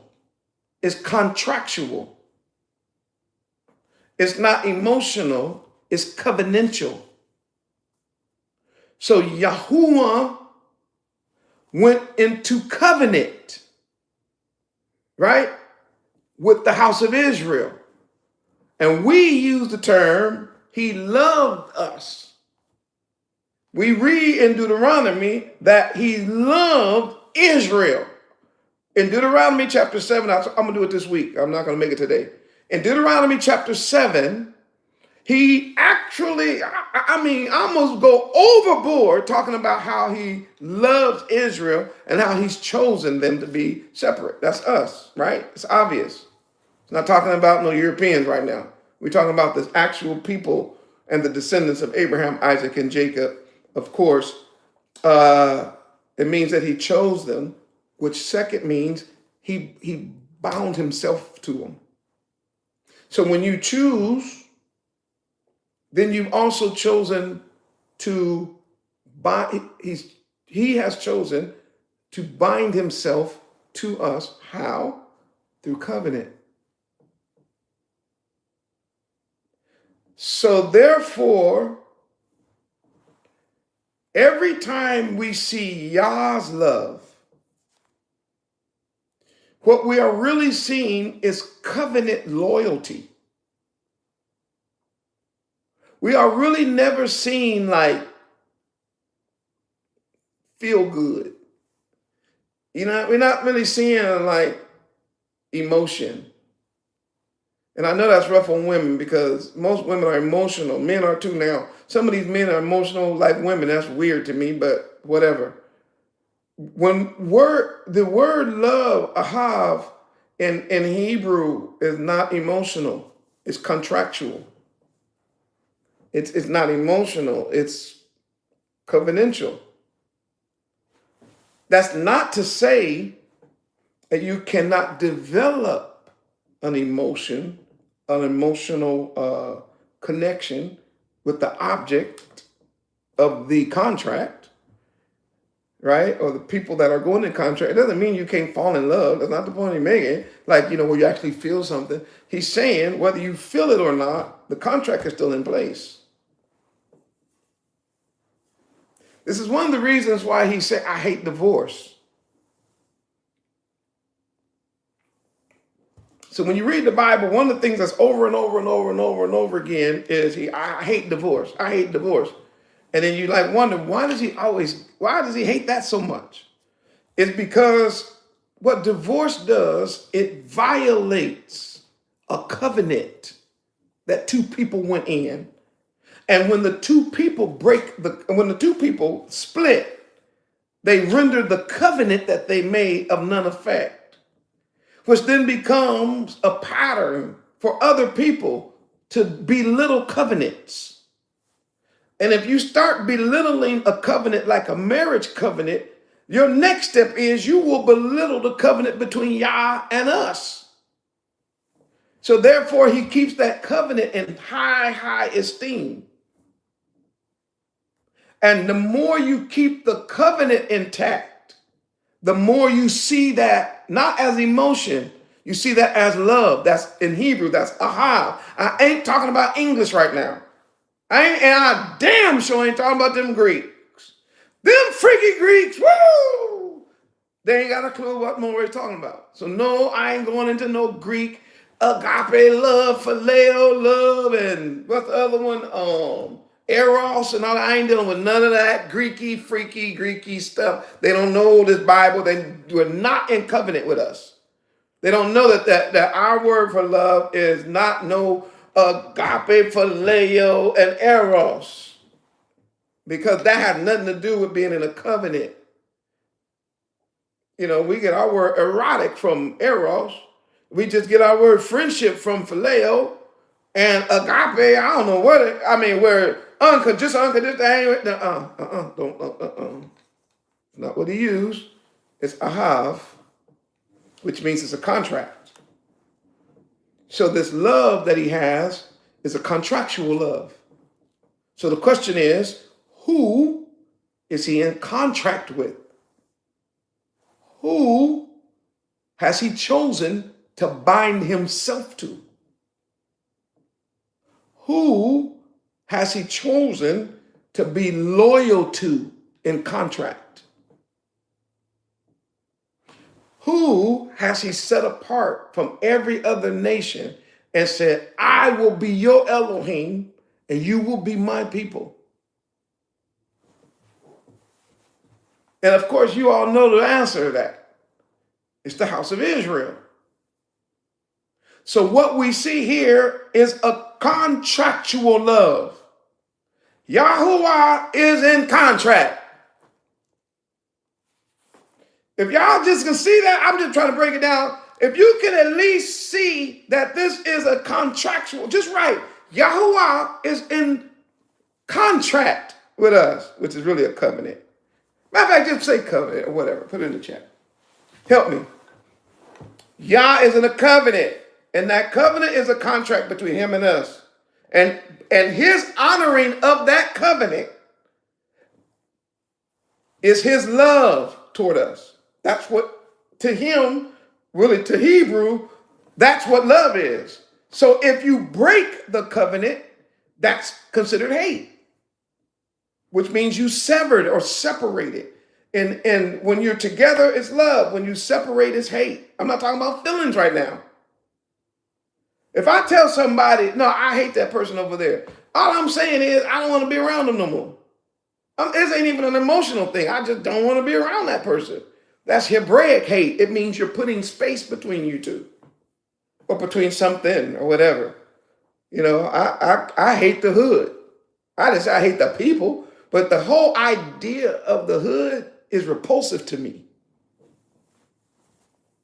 The idea that it's normal to be abnormal and the fight over stuff that don't mean nothing and wearing certain colors and can't go to this store or that store, can't say this word or that word. Man, I think that's the dumbest you know what on earth. Some people, they love the hood. How do you know? Because they still in the hood. Now you can see I love the country. Why? Because I'm still in the country. And I'm separated. You get it? I'm separated from the hood.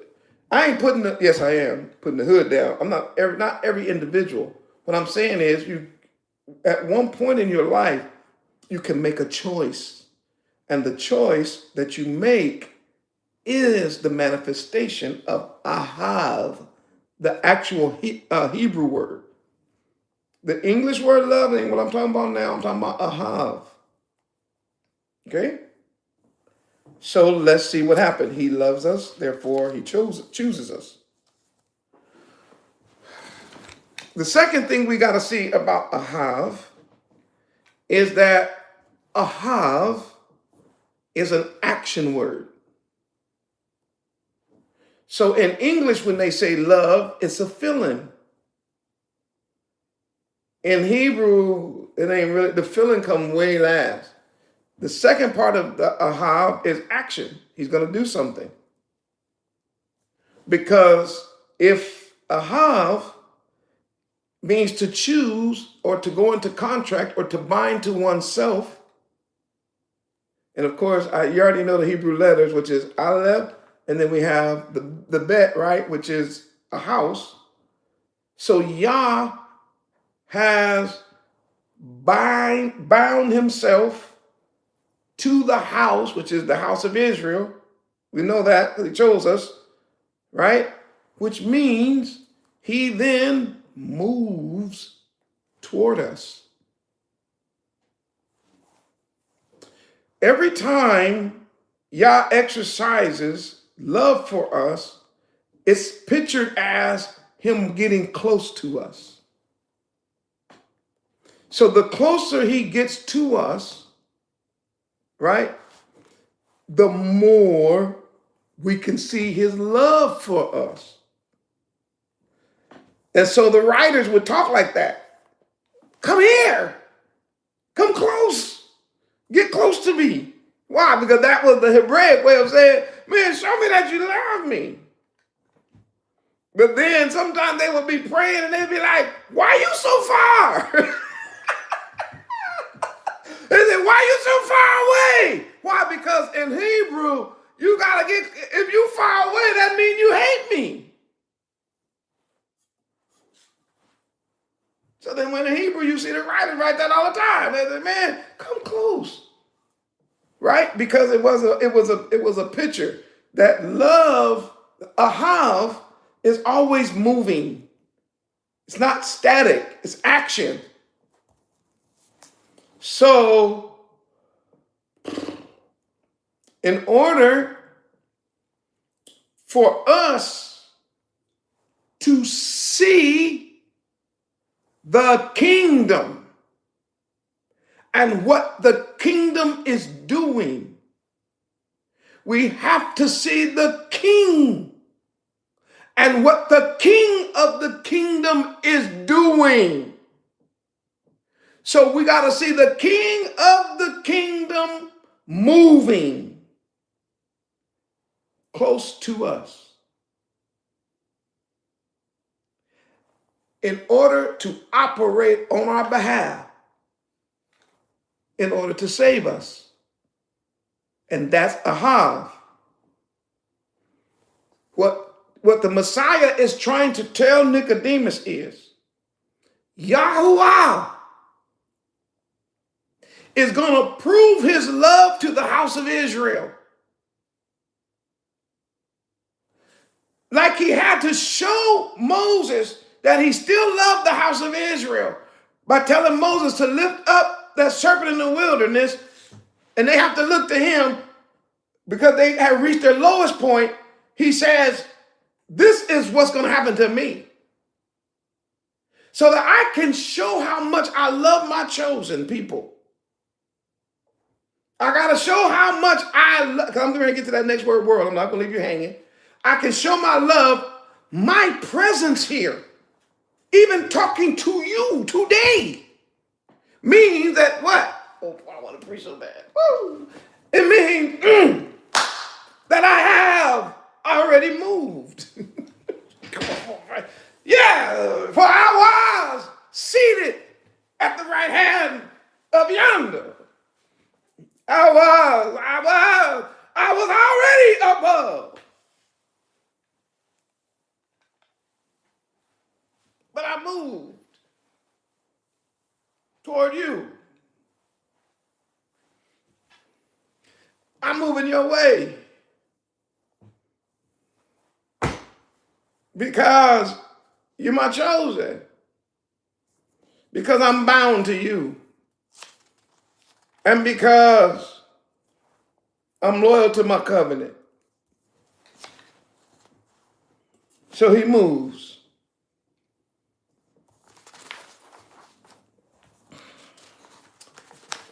If y'all have time for one more word, if y'all have time for one more word, time is it? Oh, you know what? I better get out the room. I think I can get one more word in. I can at least try. Let's try to put in one more word. If y'all ready for one more word, put a 900,000 in the chat. Let's try to sneak in just one more word. Let's get this in this sermon. What is that, Moray? We've already determined that this is Yahuwah. This is not a random God. We already found out that Ahava means that he is connected to these people in covenant. It's not no agape, phileo, eros. We ain't dealing with none of that. He's talking about Ahav, which is connected to the covenant, because he's talking to a person who are Nicodemus. They're breaking the covenant, and the people don't even know the king anymore. So we already understand that part, right? I will go through this next week, but I got to put this in this video. The world. Yahuwah, watch the English. They say God, but Hebrew, Yahuwah. They say so love, but in Hebrew, Ahav, which means is connected to, dedicated to, in covenant with, right? Watch the English. The world. But that word, the world there, is a very interesting word. Maury, don't do it. I got to. Do you know here, under the word world, I'm going to just start with the Greek. Under the word, English word world, go under that word, you're going to get to a Greek word. And it's not the Greek word for world. No, Maury, I'm telling you, you don't know. I told you don't know nothing about that Bible. You don't have a clue what's in your Bible. You don't even know what it's about. That word world in English, the actual Greek under that word world is cosmos.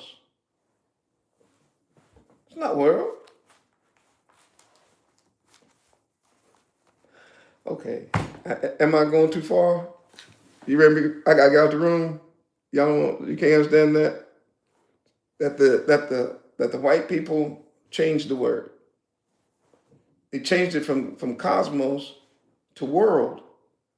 And the Messiah and John wasn't talking about the world in that sense. He's talking about cosmos. So then we got to figure out, what is this cosmos that he loves?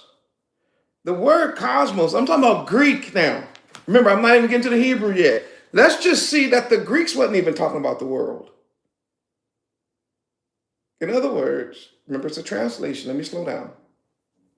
The English translation that you have has English that was supposed to get their definition from the Greeks. You're reading the English, here's the Greek. The Greeks got their word from the Hebrew, which is the foundation. So the Hebrew word, which I'll get to in a second, there's a Hebrew word that the Greeks used to try to match the Hebrew. The Greeks used the word cosmos. Then the English people was trying to take a word and match it to cosmos, and they used world. And that's not the right word. What do you mean, Lord? I'm going to show you.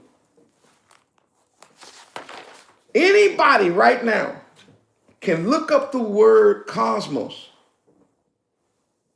And what you are going to see clearly is that this word has its root in the idea of order. O-R-D-E-R, order. That something is actually placed in order, or that there is an orderly arrangement. I'm talking about, this is the Greek. They didn't use the word world. They said cosmos, which has to do with an arrangement. Just like if you were going to, say, make it comes from the word like ornament. You know, like if you're getting ready to make a bouquet of flowers. Now, you don't want me doing that. It look terrible, but some people are gifted. They can just grab a bunch of flowers, and if you give it to them, they know how to put the leaves, the flowers, and this and that. And by the time they get finished, you would have thought it was a mess on the table. But by the time they get finished putting everything together and walk away from it, you go, whoa, look how you arranged that. Look how you put that together. That's the word cosmos. One of the things, another word that you guys use often in English is a carryover into English, right? You've heard the word cosmetology, right? Cosmetology. It's supposed to be, I don't know what it is today, but it's supposed to be the idea of properly arranging, I guess, makeup or whatever, right?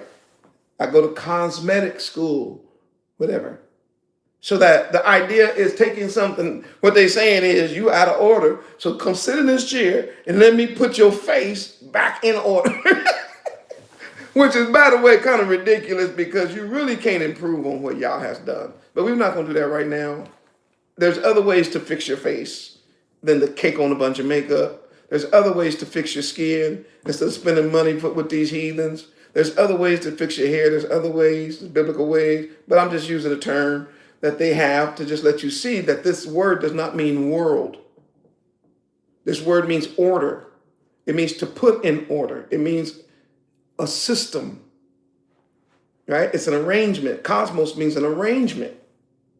This is a long sermon, but I got to show you this idea that they put the word world over a Greek word cosmos that doesn't even really mean world.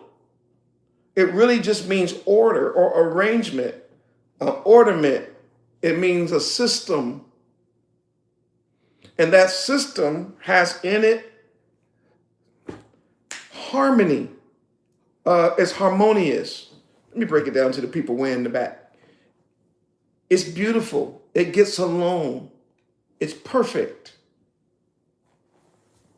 So now listen, I'm just talking about Greek now.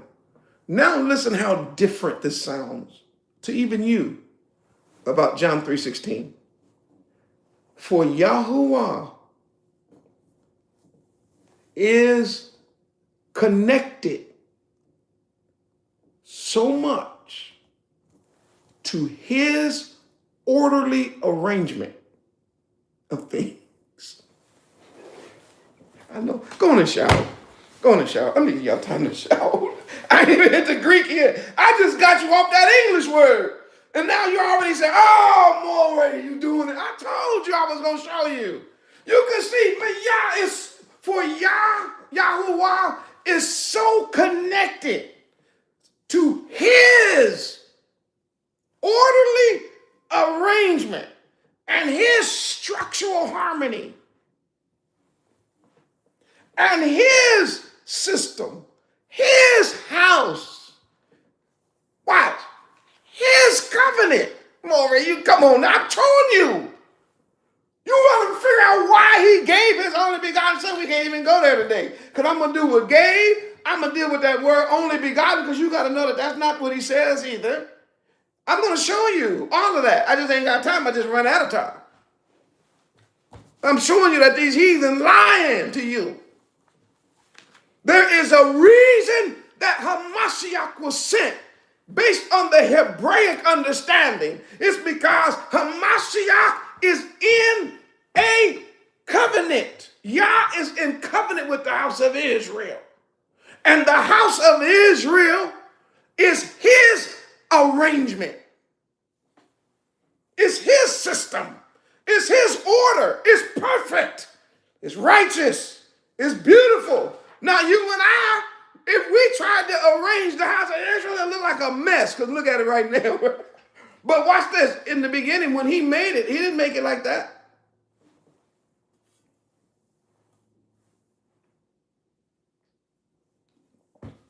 The Greek word, I ain't even dealt with the Hebrew. I ain't even got to the next level yet. Y'all, you shout in the chat. The Greek word, even the Greeks didn't miss it like the heathens put that word world in there. Even the Greeks didn't miss it. They used the word cosmos. That white man wrote world. He put cosmos. Why? Because the idea behind the message of John, when John said Messiah was talking about the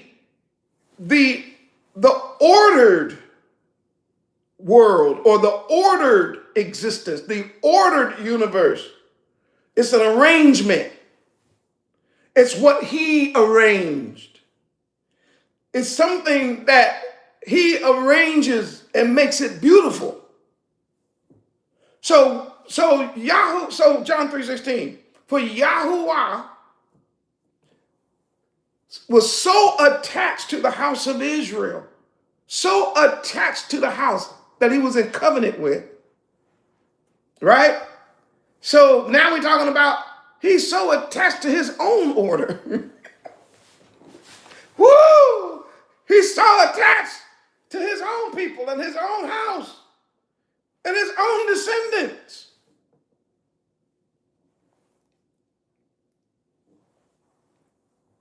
Because if we would have followed the Torah like we were supposed to, we would be the light of the world and the salt of the earth.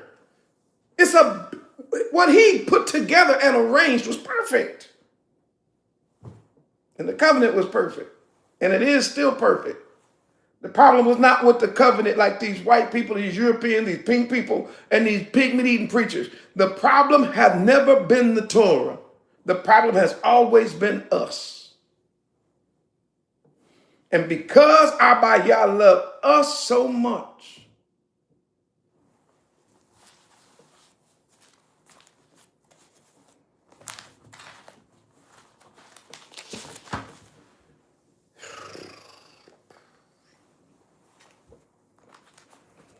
I'm going to have to go.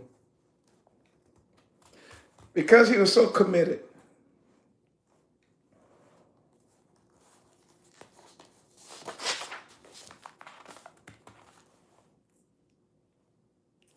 to his own order, his own arrangement, his own people, his own house, his own rules, his regulations, but also his own blessings, his own promise, his own prosperity toward us.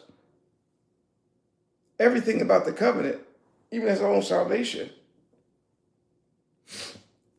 everything that he set in order is that word cosmos.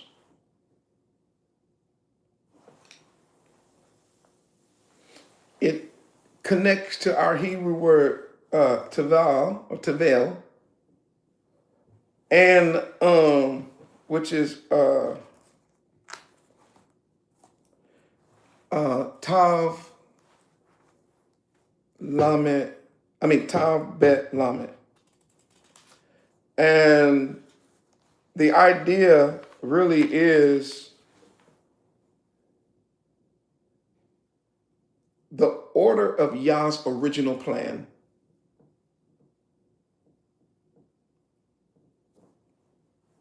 It's the idea that what he had originally planned and put together was so perfect. He was so committed to it. And I'll get to this in the next video. Watch this. What does that include, Moreh? I know you're not going to believe me. But do you know that it actually includes the actual earth too? No, more. I'm trying to tell y'all. It's the thing that's cold. I was trying to get there today. I'm going to have to cut it right now. Please don't judge this sermon as finished. This is not a finished sermon. I just ran out of time. Please don't judge this sermon as finished. It's not finished. I got to get into them Hebrew words for world. And I'm going to show you that there's a difference. Because that word world is not the word he used. Not even in the Greek. The Greeks use cosmos. And I'm going to show you that the whole point is he is standing his system and his rule and his covenant. He's going to stand it against the world's covenant. That's where it's going. He's going to force a decision from the people of the world. That's what the crucifixion is about. Where the world must make a decision. Are we going to keep the covenant of man and the devil? Or are we going to keep the covenant of Yah? This ain't no sticker, no bumper sticker, no John 3:16 on your eye, on your leg. This is about the covenant. Which where are you going? That's where this is going. Nicodemus, are you going to stay with your friends? Are you going to stay with the Sanhedrin council? Are you going to stay with these Pharisees and scribes? Are you going to stay with Caesar as your king? Or are you going to choose me? You're going to have to make a choice, bud. Because this is life or death, just like that snake in the wilderness was lifted up, was life or death. I am, the issue is me. It's going to be based on me, life or death. That's where he's going with this. And I'm just going to say one good word for Nikki, little Nikki. But when he left the Messiah that night, he went back like, okay, I ain't never had nobody put me in my place like that. I ain't never had nobody talk to me like that. Good, little Nikki.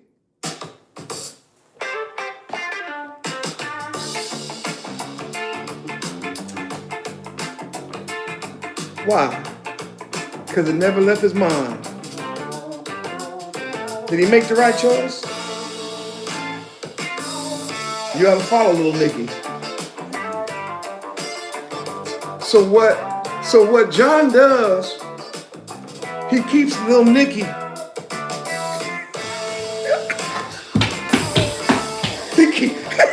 He keeps little Nicky in the story through the rest of the book, right? And one time they try to kill the Messiah, and he said, hey, do we just kill a man before we hear him? Little Nicky, you talking against your brothers? Well, they told him, man, shut up, you don't know nothing. Nicky was like, okay. And then keep reading, right? And then when you get to the crucifixion, Nicky gonna speak up again on behalf of the king. Y'all don't have no idea. You gonna make a choice.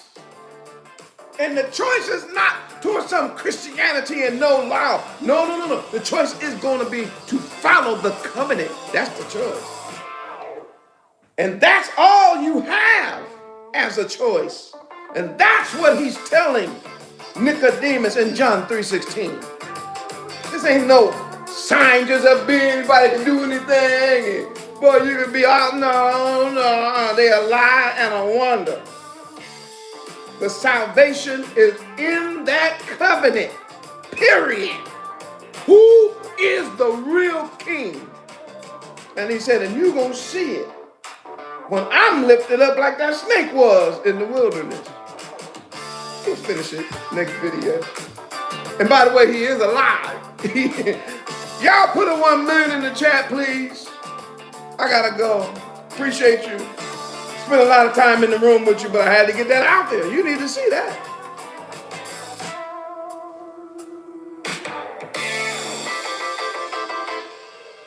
Just because I want to hear it again. Until next time, keep looking up.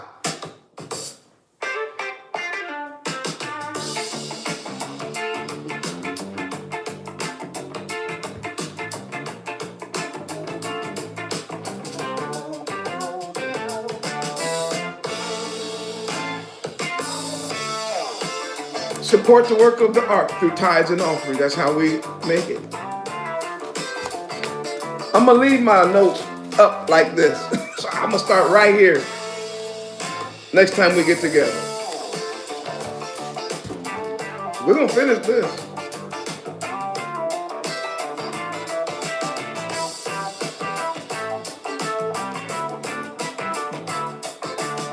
They lied to you about John 3:16 now. The truth is, that's a covenant reality. That's a covenant marker. That's kingdom talk.